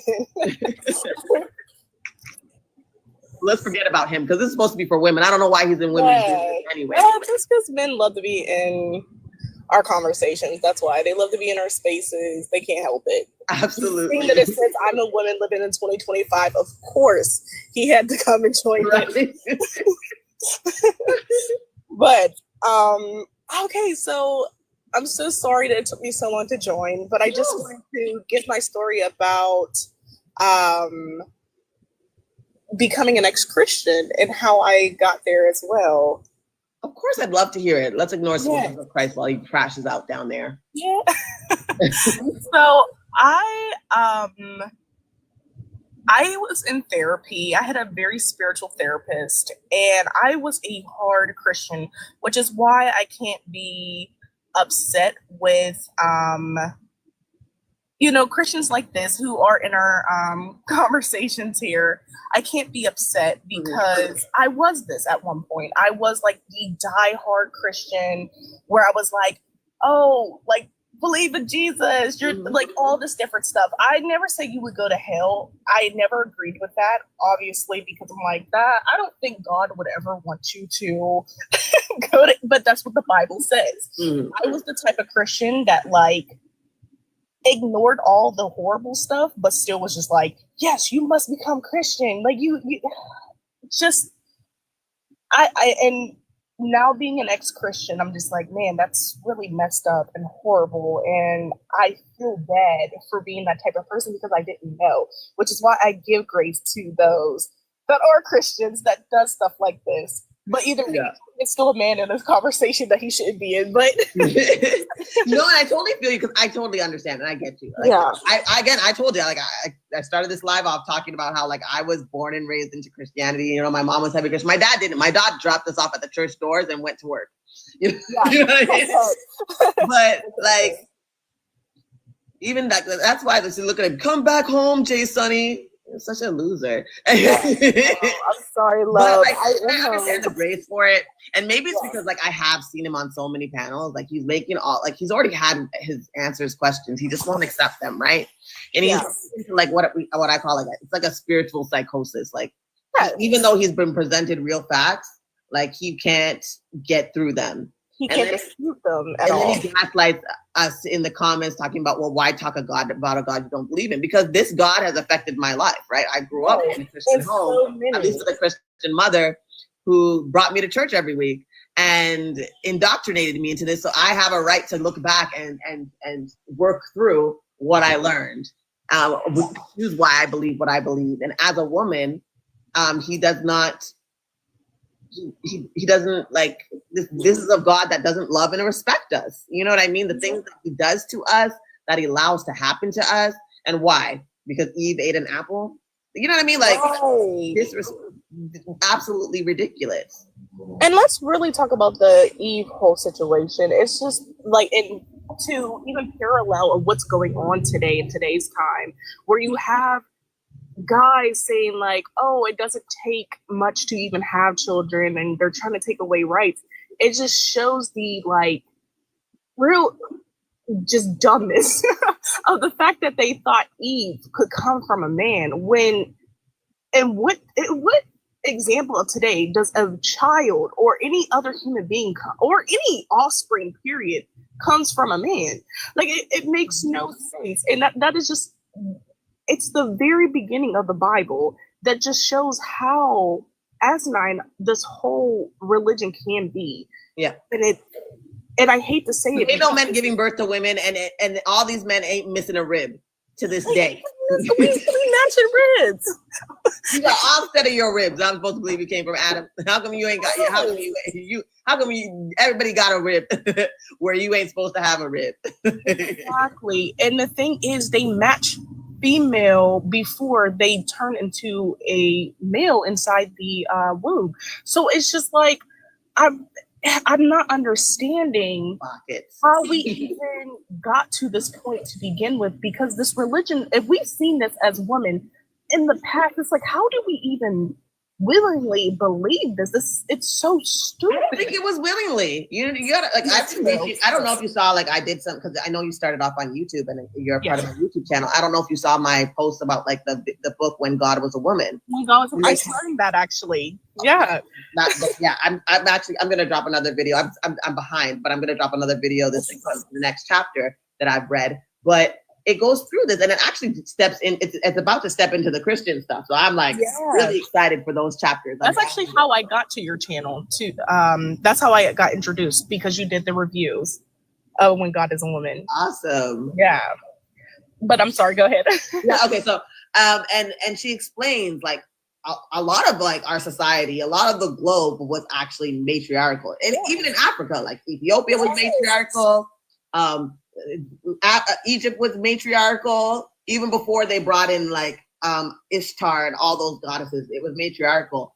I don't know how far you got in the book, but they said that the Egyptian men stayed home and weaved baskets. Yes. Okay, they were while the women went out and worked. Yeah. Right. So they had to like, it was through violence, right? It was through, I think also they went to the men because they're like, oh, like, why are you letting these women, you know what I mean? The ego. I call the ego the devil, but yes. Mm-hmm. And then put themselves like, we could put you in a position where you're in charge, right? Switching it over to matriarchy, to patriarchy. Slowly and surely, they used a lot of brute force and things like that. Yes. You know, where jaded that they got through systems, and then throughout those systems, they were embedding themselves in the systems that we were living through. And then when it was time to attack, they were already in positions of power to get their way through our society and to cause this. Now, I'm gonna be honest, I do have a theory, and you have read that the Indo-Europeans did start the whole patriarchal system. It was never, we were never supposed to be patriarchal. We were never. The way that we are living right now is so construed. It's messed up. Everything that is going wrong in this world, I'm not saying that it's all because of men, because that's not true. Because we do need men, but we were never supposed to be in a patriarchal society. And as Black people, and I will say as Black people, the reason why we're in the position that we're in is something that I'm studying in right now. The reason why I believe that we are in the position that we are in is because we are trying to follow this white patriarchy, and we were never supposed to be that way. We are the matriarchal code, meaning like we can't change two things. We will always be the reset of this world. What is the word I'm looking for? Excuse me. I'm sorry. We are just like. Hold on a second. Soldiers of Christ, you're Jamaican. I'm so disappointed. I'm embarrassed. But you know what? It's typical because the island of Jamaica is like 90-something% Christian, which is again why if being Christian is so great, then why is that island so poor? How come you guys can't go to your beaches? Yeah? How come you can't go to your own beaches?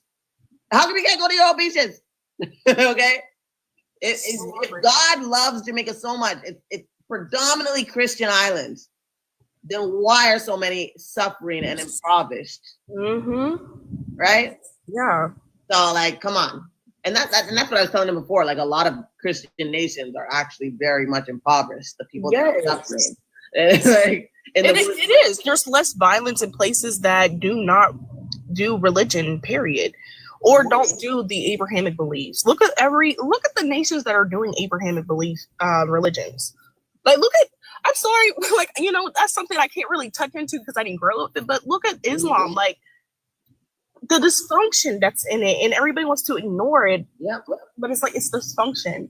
And even like I can never get down with Islam. They can never get me to take in that prophet who married a child, married her at 6, entered her at 9. What the hell is for me? Like, and then lowering the age to 9 too. It's oh my gosh. But another thing too, I wanted to say also. Okay, soldiers of Christ, why are you working 14.3 jobs if you have Christ in your life? Why isn't God providing for you like he said he would? He's joking, right? You must not be a believer then. You are. If you have to work 14.3 jobs, you can't be a believer. He doesn't fuck with you because he said he provides for his believers.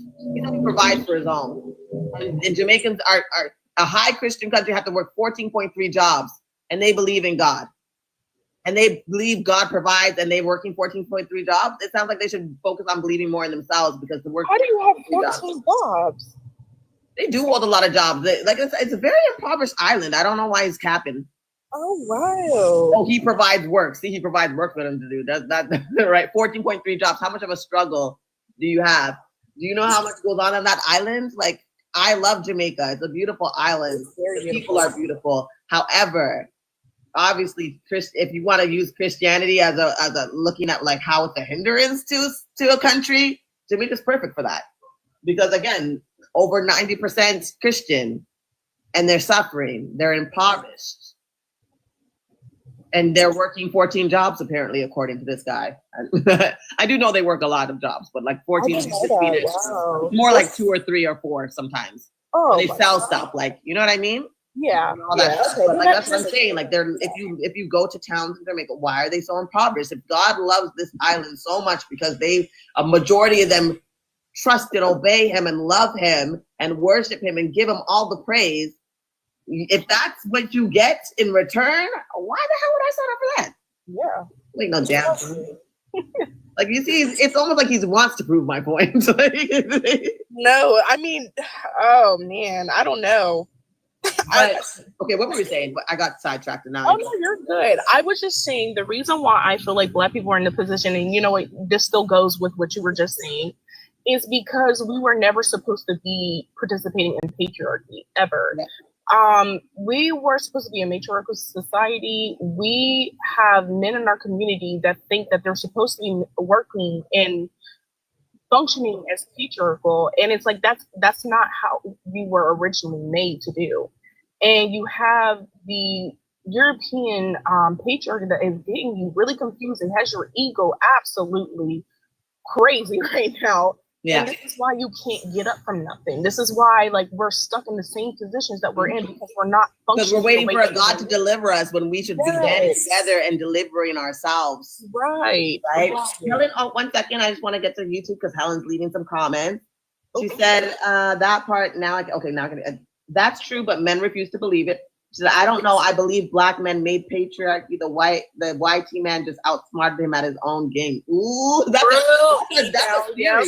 Yeah. That's a theory. Definitely clock. Yep. No, that's a theory right there. I also want to research that one. Yes. Christ, have you heard about Satan? I'm wondering why Satan has so much power over your God that your God can't defeat Satan for those that he loves.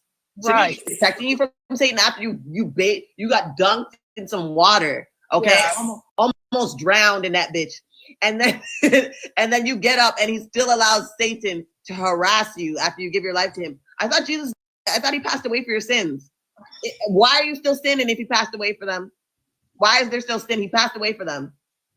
And I was actually seeing some lives where they're asking, like, was it really a sacrifice? Because he got to get up again. He got up 3 days later. Yeah. Was it really a sacrifice if he got up 3 days later and got to go to heaven at that? Yes, but why would you be a God that creates something to have to do something like this? Oh my God, he said, remember Job. Do you remember Job? Like, that was a crazy story. I don't God's the one who set him up. Literally, God said, have you considered my servant Job to Satan? He put him up. He's like, have you considered this guy? He's pretty good. I bet you could do anything to him and he would never blaspheme me. And he allowed him to go with months with swords. He killed, again, murdering, offing all of his children, all 10 of his kids. Yeah. And did he think about Job's wife? She gave birth to, back in those days, giving birth to 10 children, no epidural. Oh, child. And he took those children from her. Yo, like you're proving my point, not yours.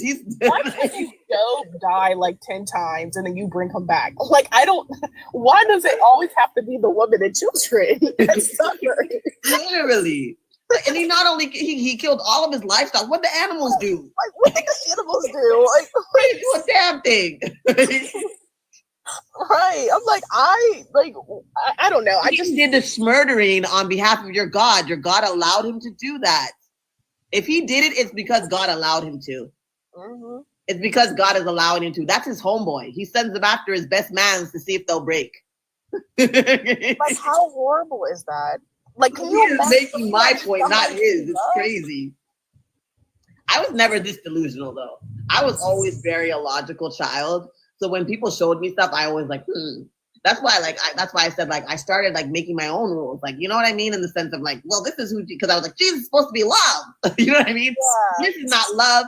I thought I was Jesus in the temple with the whips and shit. Kicking them all out. Meanwhile, that man had no place for me.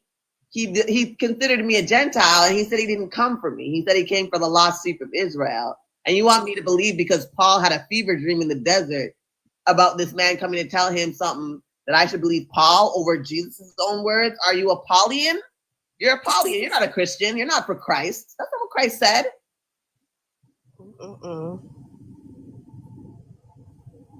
Here you go. Nothing on earth belongs to us. It belongs to God. Yet Satan, apparently, according to you, can do whatever he wants. Soldiers of Christ. And I'm only interacting with him because, it's kind of good for the live. Thank you for the 2.2K likes, you guys. Thank you so much. I'm going to stay on for another 40 minutes. I'll do 3 hours. I think that's good. I hit my goal thanks to Jay Sunny. Hey, I'm happy you were able to meet it. 2.2K likes for a live like this. Like I said, I don't go live often. I know it takes time to get in the algorithm for them to take me seriously. But I think this would be a really great discussion to have amongst women. Yeah. You know what I mean? It could spark some great, I don't really want to call it a debate. I would rather it be a conversation. A debate feels more aggressive. You know what I mean? Yes. I just want to talk and see and reason and see if I can reason. Some of them are just as gone as him. And Satan gets to test us. Remember Jesus in the desert? Why does Satan get to do anything? Right. What would even the fact that Satan went and saw, because apparently Satan was banished from heaven, but apparently he strolled right on in to talk about Job. And he didn't even come to talk about Job. God brought up Job. God brought him up. Do you want me to read it to you, sir? I could pull up the story of Job right now. Hold on, let me pull up Job. And I wanted to say something real quick. He wanted me to explain the logic of where life comes from. Yeah. If you look around, you can tell where life comes from. Mm-hmm. It comes from a woman. Yep. No man can create life. And I understand you want to say he has part to do with creating life, but he cannot create life. He could just give the fertilizer to create life. But a woman, you need a woman's womb to create life. Yep. And I know Christianity really does a number on people. See, and he's saying, I mean all life. And we don't believe that either, because honestly, and I know you don't know, but if you actually looked into evolution, it's actually very clear how things evolved over billions of years. This book is only 6,000 years old and only dates this earth about to be 6,000 years old. And we know that's a lie. Yep. And honestly, even the fact, so in chapter 2, right? And I just went back to school, right? I'm redoing my stuff. I don't know if you saw on my channel, but I've gone back to school to become a midwife, but I have to do my prerequisites again. So I had to do grade 11 biology and stuff, right? So we know that photosynthesis is how plants grow. But according to the Bible, God made plants first and then the sun later. How does that work? And we know, you know what I mean? The Bible is not logically sound. And the people who wrote this didn't have the science to prove it. We have evolved. We have learned so much more. And that what I like about science, it's testable. It's demonstrable. You know what I mean? Where this God is nothing. We can't demonstrate anything he does. It's all about faith. You just got to believe, right? And again, science isn't saying I know everything. It's just that these things are testable. And usually you can retest it and it will show you this. It's been tested over and over again. It's not one tested. Okay, we think this. No, they retest it. They have other people test it. It's gone through so many trials. You know what I mean? So this doesn't make no sense. And this Bible doesn't make any sense when you really read it and you have an education. And Soldiers of Christ, I don't know if you're in America, but what I know about Black men in America, which I believe you are, is that y'all have about a 6th grade reading level. So I don't expect you to know nothing about grade 11 biology. Unfortunate. It's real important. Quite. He's saying all the stuff that people say at an altar. You know what I mean? He's literally what I call a pulpit poppy. He's literally just quoting what his pastor says from the pulpit. But because because God is a life of giving spirits. Okay, Right? Lord. Because God, okay, Satan runs this world. It's like, I thought God was owner of this world. But who is it? Who is it? And even if you want to believe that God created the earth or whatever, it's still just like, if you look at everything in this world, the only creators can be women. And that's why it's just like, it's so frustrating because your Bible is already a lie from the jump. Like, it's already a lie from the jump. So have you read the two creation stories and how different they are? I have not. No. If you read chapter 1 and then read chapter 2, you hear two different stories about how God created the world. Literally, the days are different. Like what he created on what day is different. In 1, it said he created mankind and mankind was happy. And then in 2, it goes into Adam and Eve and acted like they were the only ones there. You know what? Yeah. Okay. You know what I'm saying? Like, if you go to Genesis chapter 1, it says that it was give you the whole creation story and then tell you that mankind was made last and mankind was happy. Okay, yes. And then in chapter 2, it goes in Adam and says that Adam was lonely and then he created everything after Adam to see if, and it's funny, someone pointed this out because it said that God was looking for a companion. So I was like, was he getting with it? Was this bestiality in the Old Testament? Because how were these a test for him to have companionship and none of them worked? And then he made him woman. It makes no sense. See how it just doesn't make any sense? No matter how you try to explain it, it doesn't make any sense. Exactly. Satan to control the world because of Adam. That makes no sense. That makes no sense. Yeah, what do you mean by that? He gonna tell us. You need a Bible study. Oh man. Oh my God. It would be nice. You know what? It would be funny to have like a panel of deconstructing or atheist women against men. Right. And we take one man at a time. I wouldn't even let like them like, you know, like maybe 3 or 4 women and then bring a man up and like someone like Soldiers of Christ and we could just obliterate him. Right. What he's talking about. He will definitely give women a reason to be like, maybe I should deconstruct because he's an idiot. Yeah, but you know what? I'm at a point where it's just like, I think that's something you got to do on your own because, you know, lots of people, I have had conversations as a Christian and as an ex-Christian. And it's just like, I don't know, there's just not a connection here. It's just for some reason, it's so hard to make a connection. And coming from where I was just this diehard Christian to now being an ex-Christian, it's like, how do you get through to people like this? Because when you were a Christian where you were, I know you weren't naive. I was a naive Christian. So I might not have been very logical. Like if you show me something and then I read it and it doesn't make sense, it's hard for you to tell me that it makes sense. Because I know sense. You know what I mean? But I understand what you mean. Because again, I was still not willing to let go of the God. I just started to try to fit him into my own life. Like I fit it how I wanted to see him. True. Yes. And I never read all this till now. Like when I started listening to Deconstruction Lives, I was like, oh my God, this is who I was worshiping. And that's my journey right now. That's where I'm at right now, where I'm like, there is no way that said that. And then to realize all these years, this is what you've been upholding. And, you know, you realize that no matter what, even if you didn't pay attention to the Bible as much, it's still Soldiers, we don't hate God. We don't believe in him. Yeah. This whole hating, like I could never hate. Like I guess I think I could actually, with the way that he acts, I think I could hate him. To be honest, like the way that he acts, I think I could hate him. And just to go back to Job, Soldiers of Christ, I actually pulled it up. Let's see. It said one day the heavenly beings came to present. This is Job 1 verse 6. One day the heavenly being came to present themselves. Beings, the heavenly beings. Okay, so Satan is described as a heavenly being here. I just want you to point that out. So one day the heavenly beings came to present themselves before the Lord, and the accuser also came among them. The Lord said to the accuser, "Where have you come from?" The accuser answered the Lord, "From going to and from the earth." They don't even call him Satan. They just call him an accuser here. And this is like, I I'm reading the New Standard Revised Version. I don't know if you heard, because I use this one because they say it's the closest translation to the Greek and Hebrew Bible. So I wanted to get like a clear understanding. You know what I mean? I was like, oh, that's the one that I want to read from this one. So they don't even say it's Satan. It says that he's an accuser. He says, where have you come from? The accuser answered the Lord, from going to and fro on the earth and walking up and down on it. The Lord said to the accuser, have you considered my servant Job? So you see how God offered up Job? He didn't even know nothing about Job. Okay? And he said, there's no one like him on earth, a blameless and upright man who fears God and turns away from evil.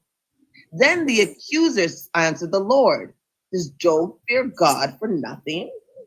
Have you not put a fence around him and his house and all that he has on every side? You have blessed the work of his hands, and his possessions have increased in the land. But stretch out your hand now and touch all that he has, and he will curse you to your face. The Lord said to the accuser, very well, all that he has is in your power. Only do not stretch out your hand against him. So the accuser went out from the presence of the Lord. And what did he do? He offed his kids, he offed his even his servants, okay? Only a couple servants survived to tell him about what happened. I think they sent like some tornado or some strong winds or whatever to kill off all the livestock and whatever. Like, what kind of, like, that's a sick joke. Like, you know that this man loves you. He sacrificed to you daily and praised this God. I'm saying, yes, I'm saying in this translation, he's called the accuser, not Satan. But I do know that he is referring to Satan in other texts. So I'll give you that one, Soldiers of Christ. I was just taking a notation of this translation, which is the closest translation to the Hebrew and Greek Bibles. You're probably a King James version type of dude, which is the worst. Any Bible scholars everywhere say that's the worst translation. It may be one of the, and not to mention like King James was an idiot, but amongst other things, he created this Bible and this whole thing because he wanted to hide the fact that he was having an affair with a man. But anyways, did God tell you that himself, or right? Like, I see, and that's something that God wants to show himself to. I want God to show himself to us too. Do it right now. In fact, Soldiers of Christ, in the Bible, in the New Testament, it says that I will know a true believer by his acts. And it says that you should be able to drink poison and not die. Drink some bleach. Right now. or cast out the demon. You say we're demonic. Cast them out. Right now. He talks to you specifically. How? What has he said right now? I wonder what his voice sounds like. It probably sounds like his own damn voice in his head. And that's the thing. It's like, I do understand him. Like this guy here, I understand him. I've seen it a lot. And I do kind of take pity to a point, because sometimes like he's just being ignorant and rude. You know what I mean? You can't be ignorant and rude. Like if you were just being ignorant and saying your points, but you've been rude this whole time. Like you're being very condescending. I don't handle people being condescending to me very well. Okay. I just don't. Like Helen called me out. I'm an Aries. That's okay. Look. I actually don't know a lot about astrology to be claiming all these things that I don't understand to the depths that I should, to be claiming things like that. It's like I'm actually deconstructing my whole life. You know what I mean? The patriarchy, the religion, everything. You have to, because it's just like, it feels like everything that you've been told has been a lie, or been said to you to manipulate you in some sort of way. Mm-hmm. Soldiers of Christ, I've been to so many ministries. Like, please. Seeing you guys jump around, hoot and holler, is not going to make me believe. That's going to prove it. He's not going to show up. Okay? It's going to scare me. It does scare me. Actually, in my church, they didn't do that kind of stuff. That was actually not allowed. Like Seventh-day Adventists are very traditional, meek and mild. It's very much like hymns. Like, holy, holy, holy, Lord God Almighty.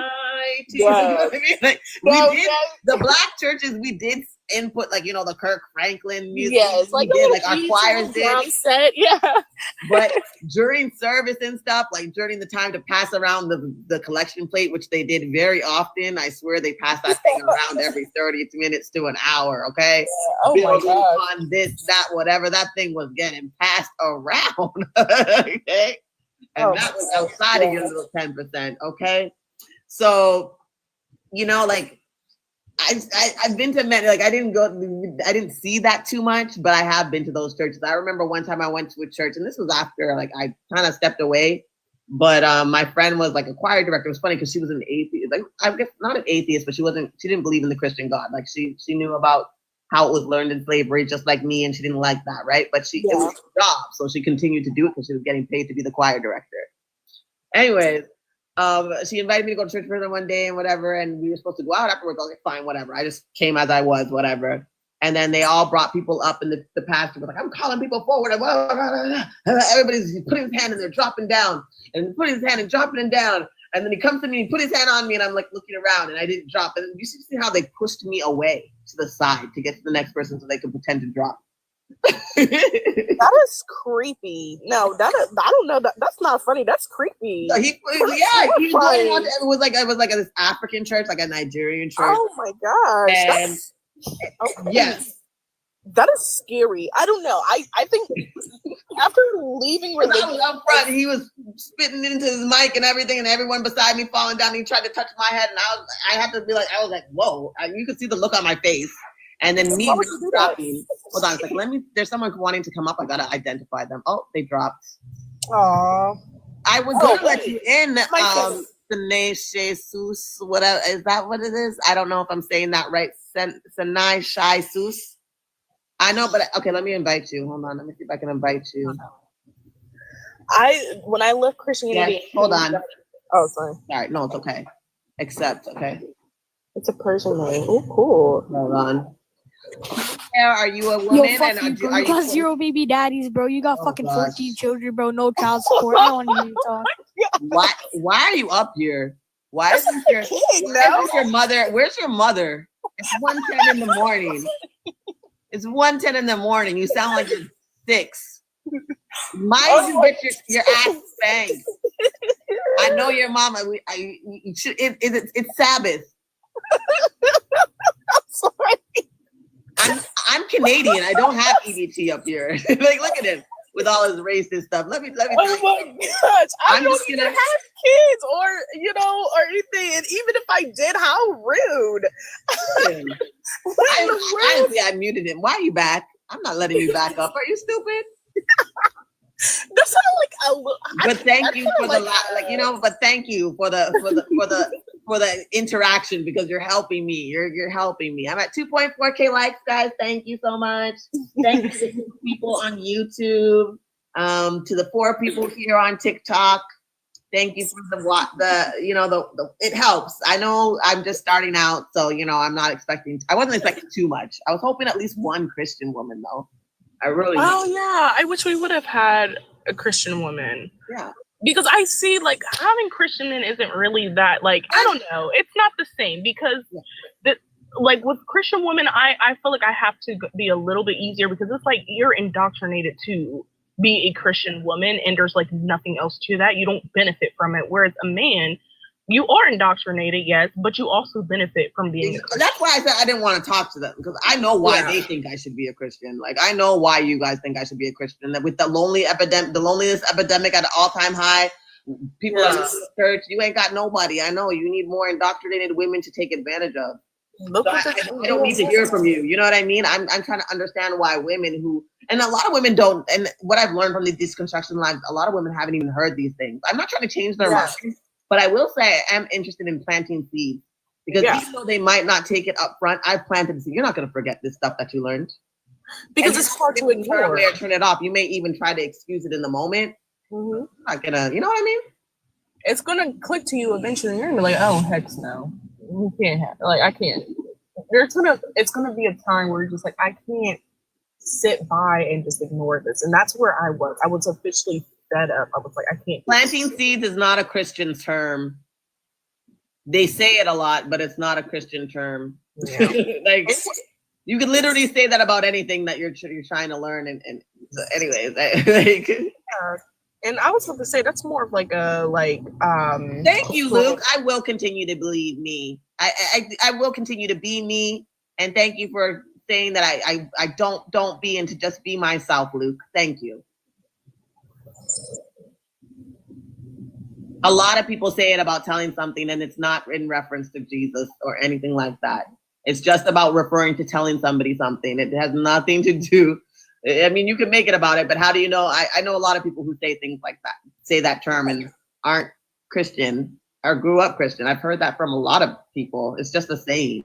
It's a generational saying. It's literally a general saying, like saying like, hey, I'm gonna plant this seed for the next generation. Like we've been hearing it through cultures throughout the like there's other ways to even say it, but yeah, like planting seed is a common saying when you're talking about someone gaining knowledge. So that's what I would like to plant seeds and challenge them to, because it's like because they will come up and say that this God is all love, but not towards us, at least not towards a lot of people. Not towards a lot of people, including his own people, because you're telling me that because they didn't do something that you didn't like, and even though you created them to be like this anyway, so this is your fault, you punished them, and then everybody around them is free game as well because they're not your people. It's like, what type of loving God would do something like this?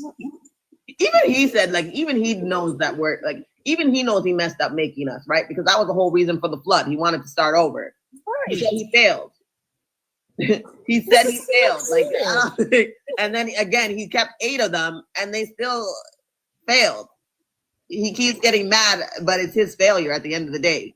You created us like this, then you got mad. You tried to just you flooded the world according to this book, and then you got mad again at us, and then you're like, "Oh, the next time I'll just do it in fire. I won't do flood." Like what? Right. And then I also want to ask, why was the fruit there in the first place? Clearly, sin had to be existent in the first place if she was able to disobey. It it doesn't. And he made us that way in the first place. Exactly. So meaning, either you made a flawed human, no matter what, you messed up somehow. And then you put a fruit knowing darn well that they were going to eat from this fruit so that you can cause a whole bunch of suffering for the rest of humanity. Like, how to that? Like, this is another thing, because you see now he's bringing up free will, and I don't think we have free will. I don't know about you, Jason. Yeah, I don't think we have free will. I don't think so, because listen, how can I have free will if God is all knowing? Yep.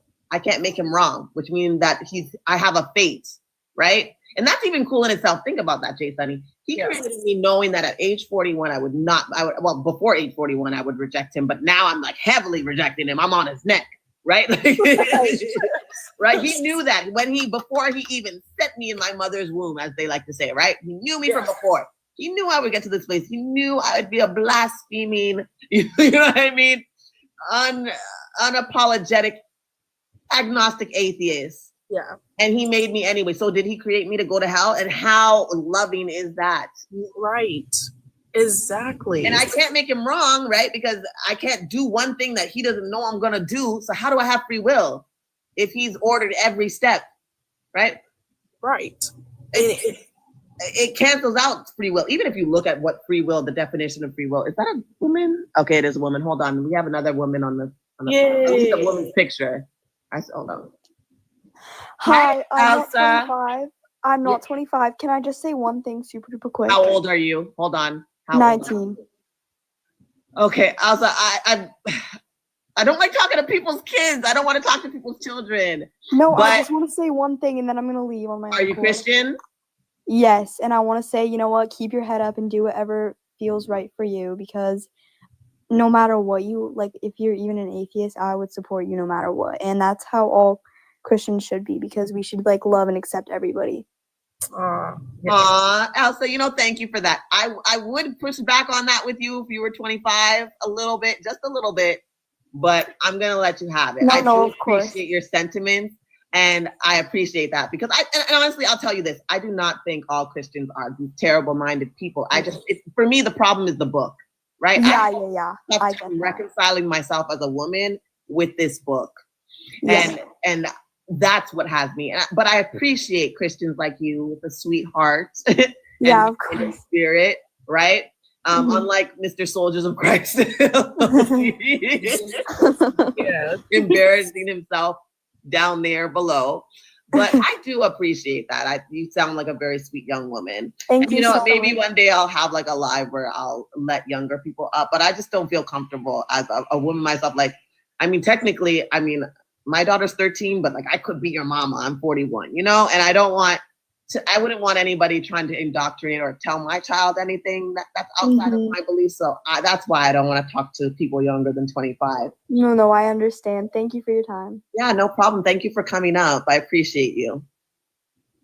Aw. See, it's so lovely to have other women.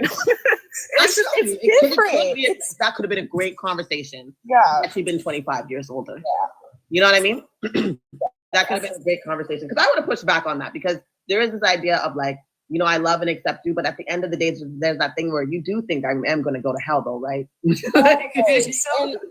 I think that's another thing too, where where I'm at that point where I had to unlearn that. And that was something that stopped me from really, because I'm not an atheist. I'm not an atheist, but I'm not Christian. I don't believe that Jesus, the reason why I even stopped being Christian in the first place is because I'm like, there's no way we need a man to go to the creator of us. Like, that doesn't make any sense at all. That we would need a external man to be able to go to our actual creator. It didn't make any sense to me. And then it kept going on and on. I'm like, no, this God does not align with what I'm feeling. I believe in the universe. I do believe in our own fate and everything like that. I don't think you have to be an atheist either, because like I said, I'm like agnostic atheist. Yeah. Right? Like I'm right there at that borderline of agnostic atheism. Like I don't know, but I've also had experiences I can't explain. So I'm not willing to throw it all away just yet. I have to like understand and learn. Hold on, we got someone else. Oh, it looks like the midnight hour is the time. What? Are we getting? Let me see if it's a woman though, because it might be a kid or a man that doesn't know how to talk. Hello, are you a woman and are you over the age of 25? I'm sorry, I'm a man. Okay, sorry, I'm for women. Okay, sorry. It's okay. You could chat. Tap the screen though. Like how this guy is just in our business. I know, and came up all like ready to be in the business. And it says right there, it says women 25 plus request up, but women 25 plus. I'm sure he probably just read the top part and just tried to jump on in.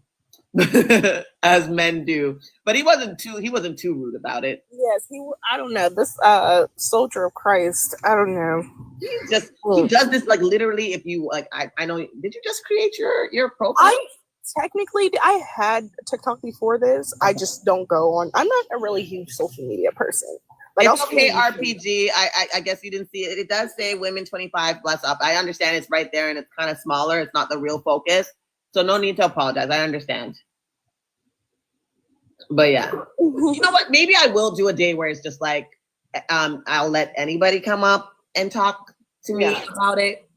I just personally, I already know what they're going to say to me. You know what I mean? Like, I'm more interested in the Christian woman's mind and how they like reconcile these things in the Bible that show that he's really not even for us like that. Even in the New Testament, I use a lot of the Old Testament, but in the New Testament too, they want, like, honestly, a Christian woman shouldn't even come up here because it says that y'all should be silent. You know what I mean? Like, you're not even supposed to be talking or preaching the word of God. You're supposed to shut up and listen to your husband. Yes.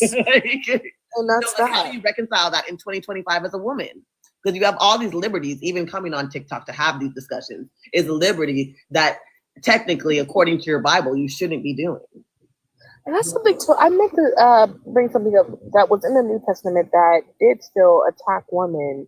And I'm just like, either way, it just, no matter how you want to look at it, it's the okay of slavery, the okay of raping women, killing children, killing people just in general, that I don't know how we got to this point of just blindly following this Yeah. and not I questioning. mean, I will say this, right? Because like I don't know, the last chapter that I read, what was it, chapter 6 of When God Was a Woman? Are you there yet on chapter 5? I think I'm only on 5. Okay. Yeah, But in this you can tell me, chapter, it's chapter fine. 6, they start talking about how the women used to sacrifice the men. They would get Oh, pregnant wow. and send women to kill the men. And I was like, "Ooh, wow, that's kind of barbaric." Yeah, I was like, that I can't is. get down with that again. But I think it was like because they felt like it was more like ritualistic. And it Yeah. you'll love that. Like I loved a lot about it because it talked really about how a lot of like the priestesses were actually queens as well, and it was Right. brought down. I liked a lot of it, but there was a lot like of women who did in fact kill their male concubines after being impregnated. So I want to like read more, obviously, like, but that kind of dusts over it. So if you go over it and then you can check out my video on it, where I kind of talk about it. I had to change the format of it because of how I do that, because I used to like do the live reading, you know what I mean? And Yeah, first started it, and then they took down they copy struck me for chapter 2. I had to take it down. I'm gonna have to go back and revise everything. yes, and you know what? It sucks because for some reason, like I was able to get other books from YouTube, like for like reading, like audiobooks for free. But for some reason, When God Is a Woman, that's not available anywhere for free. And I'm like, yeah. I know. So I figured you would have gotten copy straight away. I was thinking that because I know with commentary it's very finicky, because even like another one I just got copy strike, but I'm like, I see people do this all the time and they don't get copy strike. So I'm trying to figure out the YouTube system. Yeah. But I felt because you're supposed to pause, and because I do commentary, I stop and I comment, but apparently I'm not doing it often enough, or I'm like letting it run too long. But I like for the point to get out, right? Like sometimes it takes a couple paragraphs. I can't do it every like 60 seconds because it might take a couple minutes. So I was just like, okay, I'm just gonna review from my aspect of it. So, but it does make it a little bit shorter because some of those lives were running like over an hour. So. Yeah, but sometimes they be tripping. YouTube. Okay, hold on. Helen said men just want to be in the juice but don't know the flavor. Exactly. They wish they knew the flavor. They want to know the flavor so bad that they had to try to make themselves the creator. Right. Womb envy is real. She said Helen said, I think it's only with certain books. It probably is with only certain books. Definitely When God Is a Woman. When God Was a Woman, yeah, that is, it is very hard to get that on YouTube because it's not free, and I think it's free to get them on audiobooks too. Yeah. What's that? Well, they didn't ask to come up. We men run things. Stop lying. We kill the bugs and build the buildings. First of all, soldiers of Christ, you ain't build a goddamn thing. You yourself ain't build nothing. And also, these matriarchal communities had buildings. Yes. In fact, their structures are still there. So, and we were great architects. I mean, we probably used you for labor, right? Like, I mean, something. Yeah, we probably used you for labor, but as far as building and even hunting, women did. I know I saw this TikTok where this guy talked about how they found the ruins of women, and that they found that women were actually hunters. And guess who was the best hunter? The grandmother. It reminded me of lion prides, right? Because in the lion pride, which is a matriarchy, by the way, okay, because most of nature is matriarchal. So it's funny how God created a whole ecosystem according to you, and all of them are matriarchal. Practically almost all of them are matriarchal. I thought it was all. It's not all, but even in the patriarchies, they can only have one or two or a few males, depending on how many females are to each male, because to do things. And even in the times where it's one or two males, you know that they grape the women in their community, like ducks grape the female ducks. Ew. Yeah, they do. So much so that female ducks' uterus changed over time to like a zigzag formation to try to stop it. And now if you look at a male duck's genitals, it's the same zigzag formation. Nature. Ew. That is really cool, but ew, at the same time, like that's heartbreaking. Yeah, but according to you, soldiers of Christ, like ain't nobody care about what you think. Like according to me, you're eating God's food. God ain't done a damn thing. You know who brought me food today? The pizza man. I had pizza. Okay. Mother Earth provides. And I thanked him with a tip. This sounds like projection. A lizard. You I do know about duck genitals. I'm weird like that. Okay. I was looking into patriarchies in the animal kingdom, and you guys are, and males of all species are very predatorial, very grapey. Okay. Ew, I didn't know that. That's why there can only be a few of you, and I think that's a part of the problem too. There's too many men, and I'm not saying you can't get rid of them, but there's too many men. And let me ask you something, soldiers of Christ. You know, I'm going to ask you a quick question, because if you guys are so great and your God loves you so much, why is the Y chromosome disappearing and shrinking and set to be non-existent in about 4 million years? Okay. You guys are, the Y chromosome is smaller than the X chromosome, has less genes than the X chromosome, and it's shrinking and shrinking and shrinking to be non-existent. I mean, it's not happening fast enough for me, but it's saying it's going to take about 4 million years. I'm going to do a video on that too. It's because God took. Yeah, God doesn't seem. I think God sees his failure. I think God sees his failure. He took their rib, and so now they're.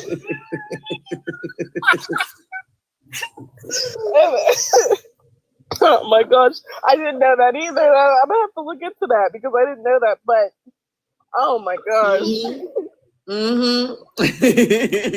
It's just, I'm actually gonna do a video on it. Just like I did, but yeah, the animal kingdom. So, this is what I was saying. So, lioness, right?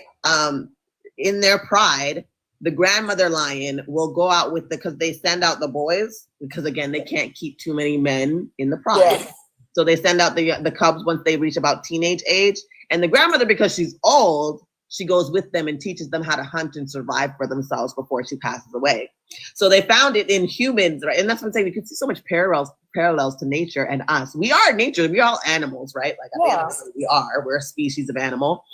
But you see how we're so disconnected from our natural circle of life and the way that we do things. I think you're right. I think that's a big reason why we are in the position that we are, because we are out of nature. It's supposed to be matriarchal. And I would say, even because we've come so far, I would more say egalitarian, right? I definitely think now with the society we're in, it would work best with an egalitarian society, because with that makes everything just equal, right? Everybody has equal opportunity to do what they want, become what they want, be who they want to be, whether it's carpentry to hairstyling, whatever, you know what I mean? I just think that even in an egalitarian society where things are made equal, just because of what we know about women being kind of like smarter, I'm not accepting men, women 25 plus, please accept up. I'm sorry, Mr. Who's that? I don't know who you are, but I decline. Thank you. You got to be with the boundaries with these men, right? Or if I let one up, then they're all going to come up. Exactly. And they'll try to just overtake. It's just, they'll be gaslighting us the rest of the night. I don't think so. Okay, so Helen said, I think it's only, okay, she said, because the auto for Great Cosmic Mother is still on YouTube, but YouTube be off, I guess. Oh, the Great Cosmic Mother audio is on? I would love that. That's on my book list. And she said, very true. That's why matriarchal societies would be cautious of how many men were birthed into the tribe. Exactly.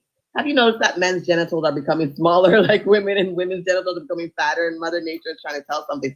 I did notice that. And I do think... Wow. Yeah, like they're telling you, nature is trying to make a correction. You know, they said this mutation is doing us more harm than good. And even the idea of parthenogenesis is coming back, right? Because certain species have become parthenogenetic. Because they say, what's the future, right? If the Y chromosome dies, how will we? But I feel like nature's always a way, and they are noting that women do have some capables of parthenogenesis. It's just locked away in our DNA. So that's been an interesting thing too. So we can apparently have the ability, or at least the research and science is seeing that women may be able to actually create life without men with 2 female eggs. Actually, it will just always be a woman. Oh, interesting. I'll have to look into that as well. You said, what is it again? Sorry? I'm sorry, what did you say that was again? Parthenogenesis. I actually, if you look at one of my, can't go there. Hold on, let me see if I can pull up, because I know my thing's kind of working slow, but I kind of talked about it in one of my videos. I'll give you the name. It's got to pull up YouTube on my laptop because my tablet just died. just shut down on me the minute I touched it, like a hater. Let me go to my channel. I'll tell you what the name of the video is. It's like 2 videos, I think, away or something like that. I talked about it because I thought it was very interesting. I think I was doing this video and it was like Cynthia G's video because she talked about something that I wanted to, and then she focused on something else, and I was like, I gotta do a video on this. Okay.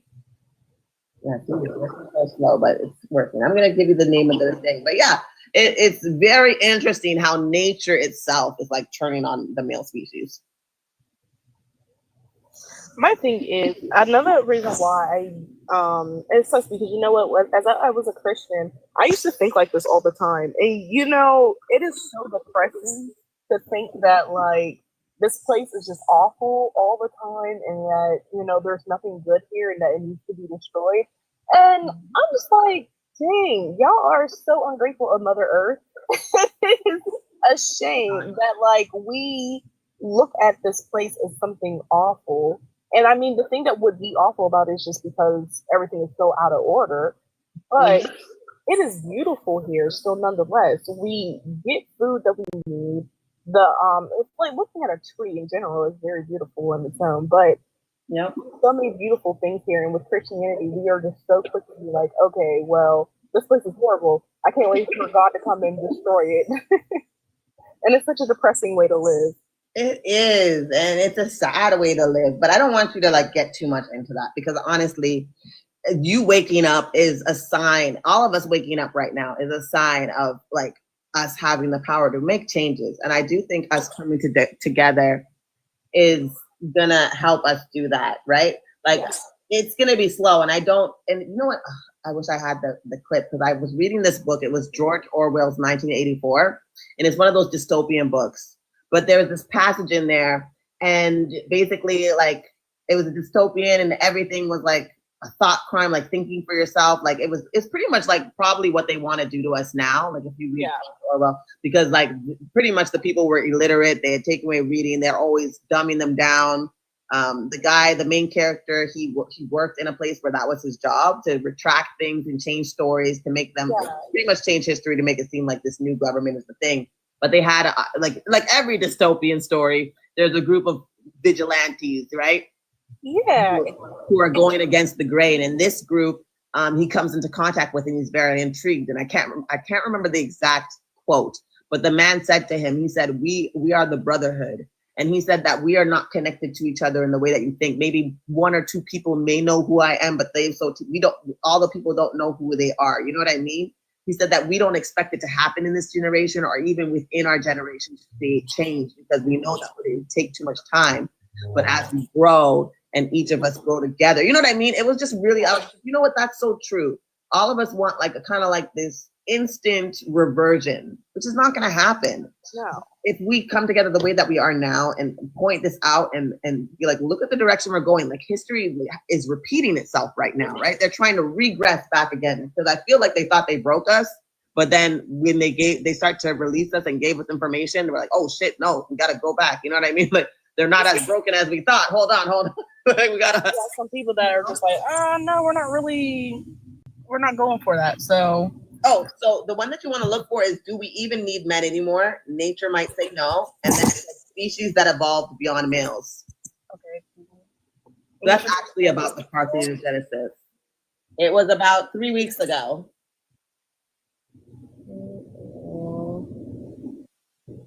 Okay, I'm gonna definitely. Oh, that's probably something I'm gonna listen to on the way. Yes, and it will give you a good like basis to start to kind of look from, because like it was just basic information because I had just learned about it myself, right?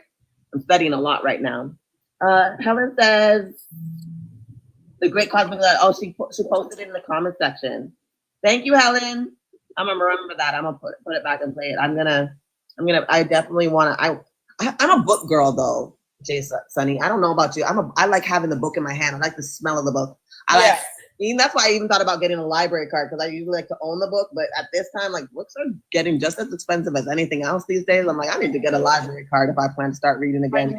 And you know what? I thought about that too, but I don't read fast enough, so that's why I mean, take your time. Yeah, but you know, you would have to return. I like to actually listen to the audio and read with it, because they say you keep the information better. I'm an ADHD girly, so I have to have that. Like I have it on high speed and read along with it. Yeah. Sometimes I still get distracted and have to pull it back. Right. You have to read. Oh, she probably got a call. Oh, there you are. Oh, I'm sorry. Did it cut off? My bad. I was saying I would just have to read the whole page over and over again if I read it by myself. But yeah, sometimes that happens to me too. I actually think I'm undiagnosed ADHD or at least ADD.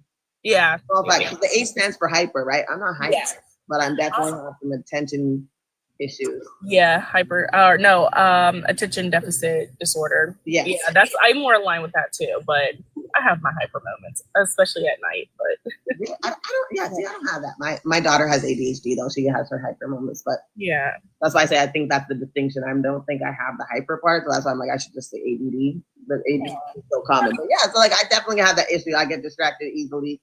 Yeah, it gets missed a lot on some people, like ADHD or even. Well, Black people don't like to take nobody for the doctor and say nothing's wrong with their child, mentally especially, right? Every time, it don't make no sense. My mom would have been like, "I'm praying over you." We'll be like, "Oh, we just got to throw the Bible at it." Every time there is a problem, it's like, "Oh, just throw a Bible at it. It's fine." Yeah, it's fine. Yeah, no. One of the people that I follow on here that does deconstruction lives, her lives get like probably like sometimes 1,000 viewers. But I love her live. Her called Thinker. It's at Ngrowth.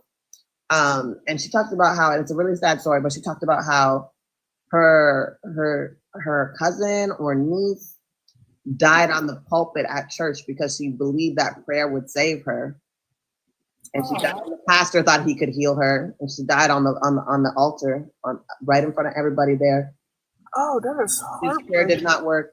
He did not have the believer's touch of being able to heal, as they said that, because that's what the Bible says the believers should be able to do: heal, cast out demons, drink bleach and not die, like drink poison and not pass away. Yeah. These are all things that believers are supposed to be able to do, but they ain't never want to challenge themselves. And then they say, "Oh, I don't want to test God." And like, God said that was the test. How am I supposed to know you're for real and you can't drink bleach and not die?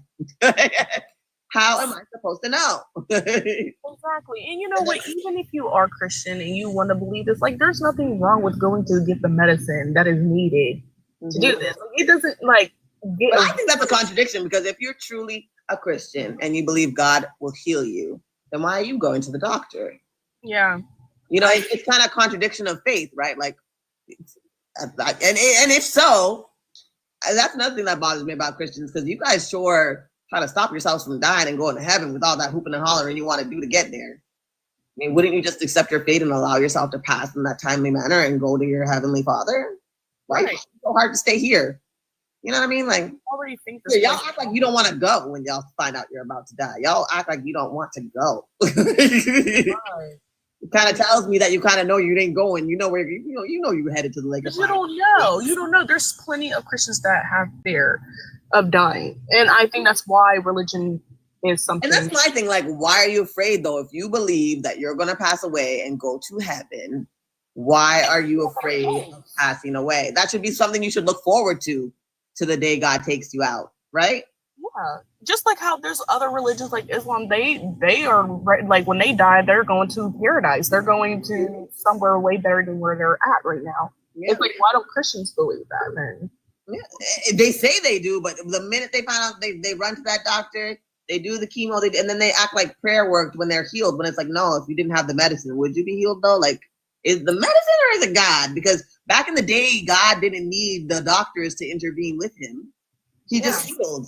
Right? You know what? You're right. Now that I think, like, things when someone was getting better in the Bible, it was always like, pray over this person, fast for a while, and then they got better. I've never heard of anybody using medicine. I may be wrong, but I'm trying to think. Like, no. Even what medicine did Jesus use when he raised Lazarus? Yeah. Get up. There you go. Okay. Holy crap! I gotta read that because that is wild, because I don't think there was ever a time where they were sick and the healing was automatic. They didn't wait for months on chemotherapy. They would lay their hands on them and they would be healed. Even sometimes they didn't. Jesus, that Gentile woman that I was talking about earlier that he called a dog and pretty much told her like, get away from me, I'm here for the Israelites alone. And she begged and said, oh, don't even the dogs eat from the master's table. And then when she basically said, yeah, I'm a dog, but please help me, he was like, at least you know your place, I'll help you, your daughter's healed. And then she went home. So she didn't, I always said, how do we know that she could have went home and her daughter was still demon, and she just, you know what I mean? We never got confirmation. They didn't say they went. don't know. But anyways, that's what he said though, right? He said, go home, your daughter's healed. And he didn't even have to touch her. He just said the word and she was healed.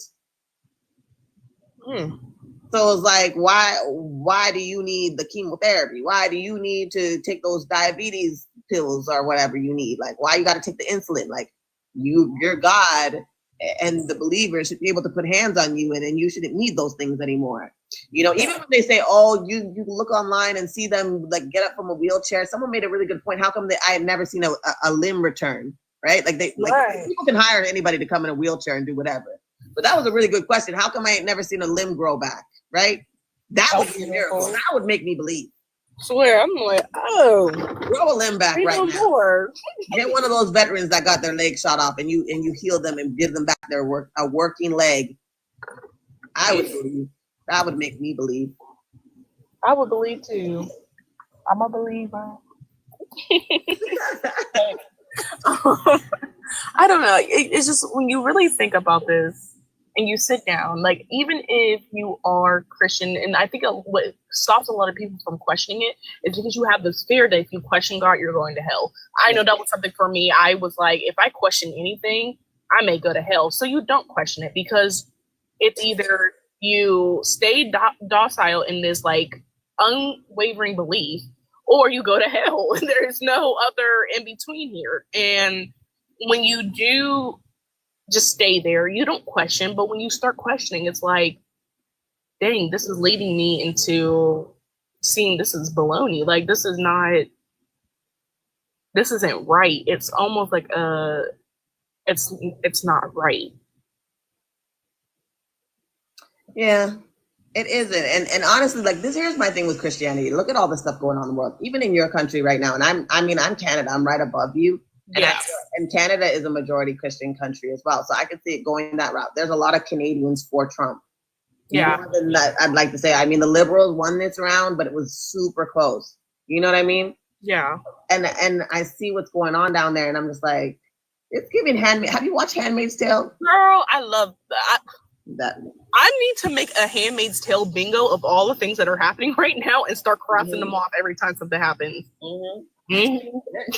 And I just say, like, if you think it won't affect us or that it won't roll over, because there's a lot of Canadians who believe in what Trump did as well. A lot of Christians do, because they think the second coming is coming. That's why they're letting it happen. They're willing to stay alive and allow it to happen, because they think. But I'm just thinking, like, I bet you when Schmittler was around, they probably thought the second coming was right around the corner too. Look at what happened then. Extermination of the God's people, all the wars. And like, look at how many like floods and things like that have happened. They keep saying, like, look at the time. Like, when has there not been a flood? Places have always flooded. Volcanoes have always gone off. You know, all these like tsunamis have happened over the test of time since Jesus passed away. Yeah. So, like, what do you mean? Like, it's always been happening. And they use that excuse to sit back and just wait on God to deliver us, when we're right here. We could make this place heaven on earth if we would just come together as human beings in understanding and love. Yes. And you know what? I wish more people would understand. Oh, I can't hear you. You sound. Okay. I'm sorry. That wasn't me. But I wish more people would understand that, like, this place can be beautiful, but you got to put in the work. Unfortunately, we're just so all over the place right now. We are in a patriarchal system where we should have never even gotten to begin with. And everything's a mess right now. And it's because everybody gives up this, like, oh, well, you know, God's coming back. I thought God was coming back in 2020. I was one of the, like, I thought he was coming back in 2020. What was it? Even, this again, I'm older, but like 1999, remember they were saying, like, when you go into the year 2000, the planes are falling out of the sky. It was the beginning of the end. Yeah, because they're like, oh, recalculate. Yeah, everybody thought the world was ending in 2012. You remember? 12/12/2000. Yep. We were supposed to get superpowers. You remember that? We were supposed to Right. get superpowers in 2020. I was ready to fly. Right, I was get ready something, to be able to be like Storm and control the weather and shit. telekinesis. Exactly. Helen said, yes, that would be a good idea. The Handmaid's Tale and the Parable of the Sower. Ooh. But another thing is too, it's just like also look at how everybody voted too. Black people, we showed out. But look at how everybody voted. It's insane just like how people think, oh well, it's not And majority Christian, right? I think I heard that it was evangelical Christians who pretty much voted him in. Yes. And you know what? I wish we would have had more white women join this, if I'm being honest, because I really want to understand why they think that their religion would be able to save them in this case. Because it wouldn't. I mean, like, look at the history of everything that you have gone through as women. You had to fight for your rights. You had your rights after people that they thought were not even fully human had their rights before you. Period. I don't know why they thought this religion way of going would be any good for them. And that's why I wish we would have had them on this panel as well, because I want to understand. I really do want to understand. How do you think this religion will benefit you as a woman in America? And some of them are just so brainwashed. They really think that they're supposed to be submitting to these men. They think that that's their place. Like when I did the live the other day of that white nationalist, and the lady was sitting right by her. Somebody, oh yeah, we followed him here. Of course, follow his lead. And then even one of the pastors was like, because he thinks that one of those guys was like, oh, I think that the vote should be household vote, so his wife doesn't get a vote. The pastor nationalist, the one that said that it's no talent to have children. Yeah, that one. Yeah. Exactly. I did a look because I saw that clip and I was just like, see, this is what they want. And that's what I called it. That's what I put on. I'm like, this is what they want. And then I talked about the Christian nationalist and what he was saying. And I was like, this is what they want. And 150 churches. Christian too. So you think that that's not what the Canadians up here want? You know? Exactly. Exactly. You watched The Handmaid's Tale and you've seen what happened in Canada too in the show. Exactly. In the show, Canada at first was feeling sorry for the women, wanted to give them refugees, but then, and even now, they're being so terrible to refugees here. And I do understand their perspective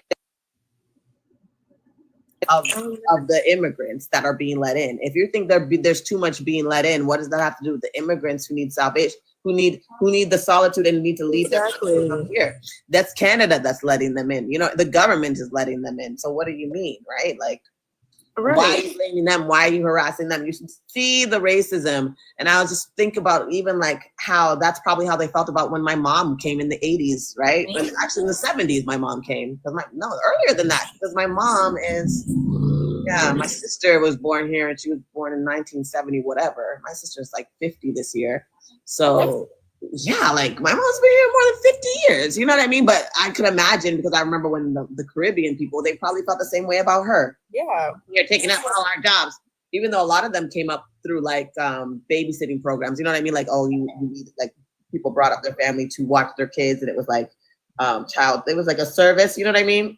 Yeah. So a lot of people back then came up through that way. I can't remember the prime minister, but my dad and my mom still talk about him like he was the best. Yeah, because we came up under him. That's why you feel that way. But anyway. Well, my thing is, I don't see why anybody would get upset, especially a certain type of people, because this land was never yours to begin with. Exactly. So how are you going to be upset that people are coming here, honestly, less worse than, not as bad as you came here to the United States or to Canada? Like, they're not colonizing or anything like that. They're trying to find a place to live, to survive. Absolutely. And they're treated so horribly. But I'm breaking up a bit. Oh, Helen had something to say. Because I'm trying to do YouTube and thing at the same time. That's why they're side by side. Oh, right. She joined here. I hope she can come on. It says, I did notice that Kamala got more white women votes versus Hillary. That was interesting. Oh, okay. Yeah. White women will win either way. If not their womanhood, then their whiteness. They won't, though, because like the way that white men treat white women is not like I mean, they try to make it seem like they're treating. That's why they get so angry. You know what I mean? Like that's why they're so angry because really they still aren't treated as equal. You know what I'm saying? They're not. You're telling me that people that they thought weren't even a full human, they thought they were 3/4 of a human, got their voting rights before they did? Yeah. What does that tell you how they feel about their women? Like they see them as property, just like the book that they came up and tried to write into to say that women and children are their property.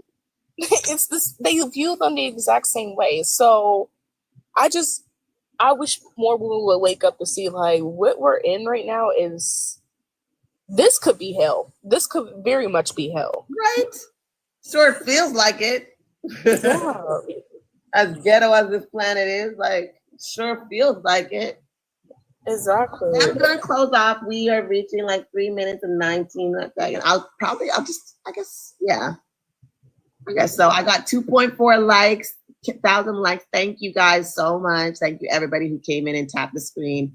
Thank you, Jay Sunny, again for helping me with my gift wall. Well, thank you for having me on YouTube. I see 6 of you are with me. Thank you so much.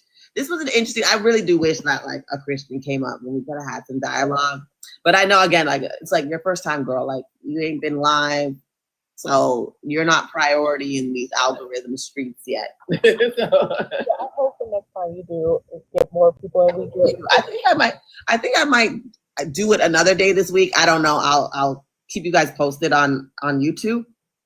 I think I might do another day this week because I feel like, I mean, I want to start with once a week because again, I do so much content already on my plate, but I'm trying to push the algorithm. Like, let me in, let me in.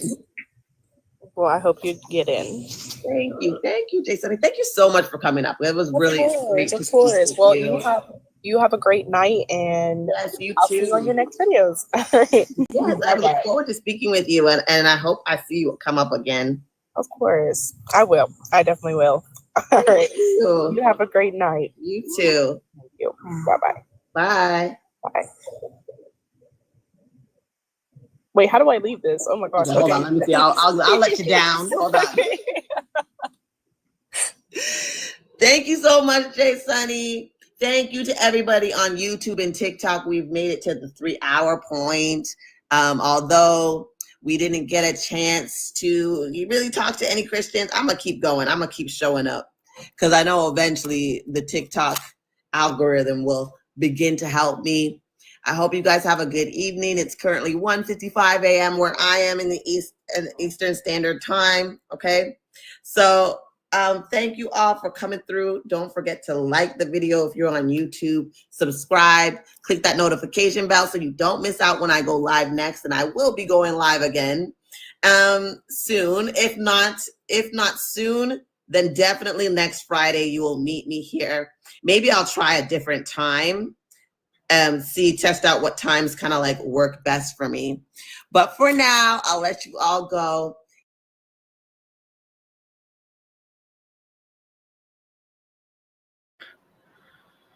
Hello, YouTube.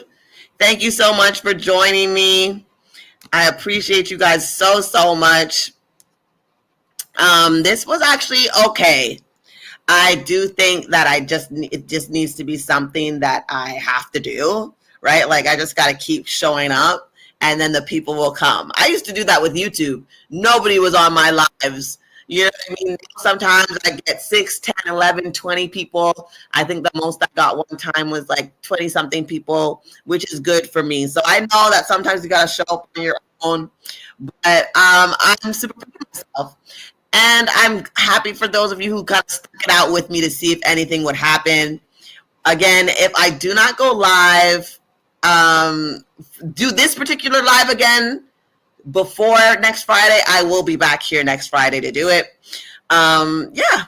Thank you so much, Helen Stevenson, for being here to hold it down as a moderator. I see we didn't really have anybody to moderate, but I appreciate you being here. All right, y'all. Goodbye. I love you. I believe in you. You've got this. Keep deconstructing. Keep pushing those narratives. And we will talk soon. Bye, y'all.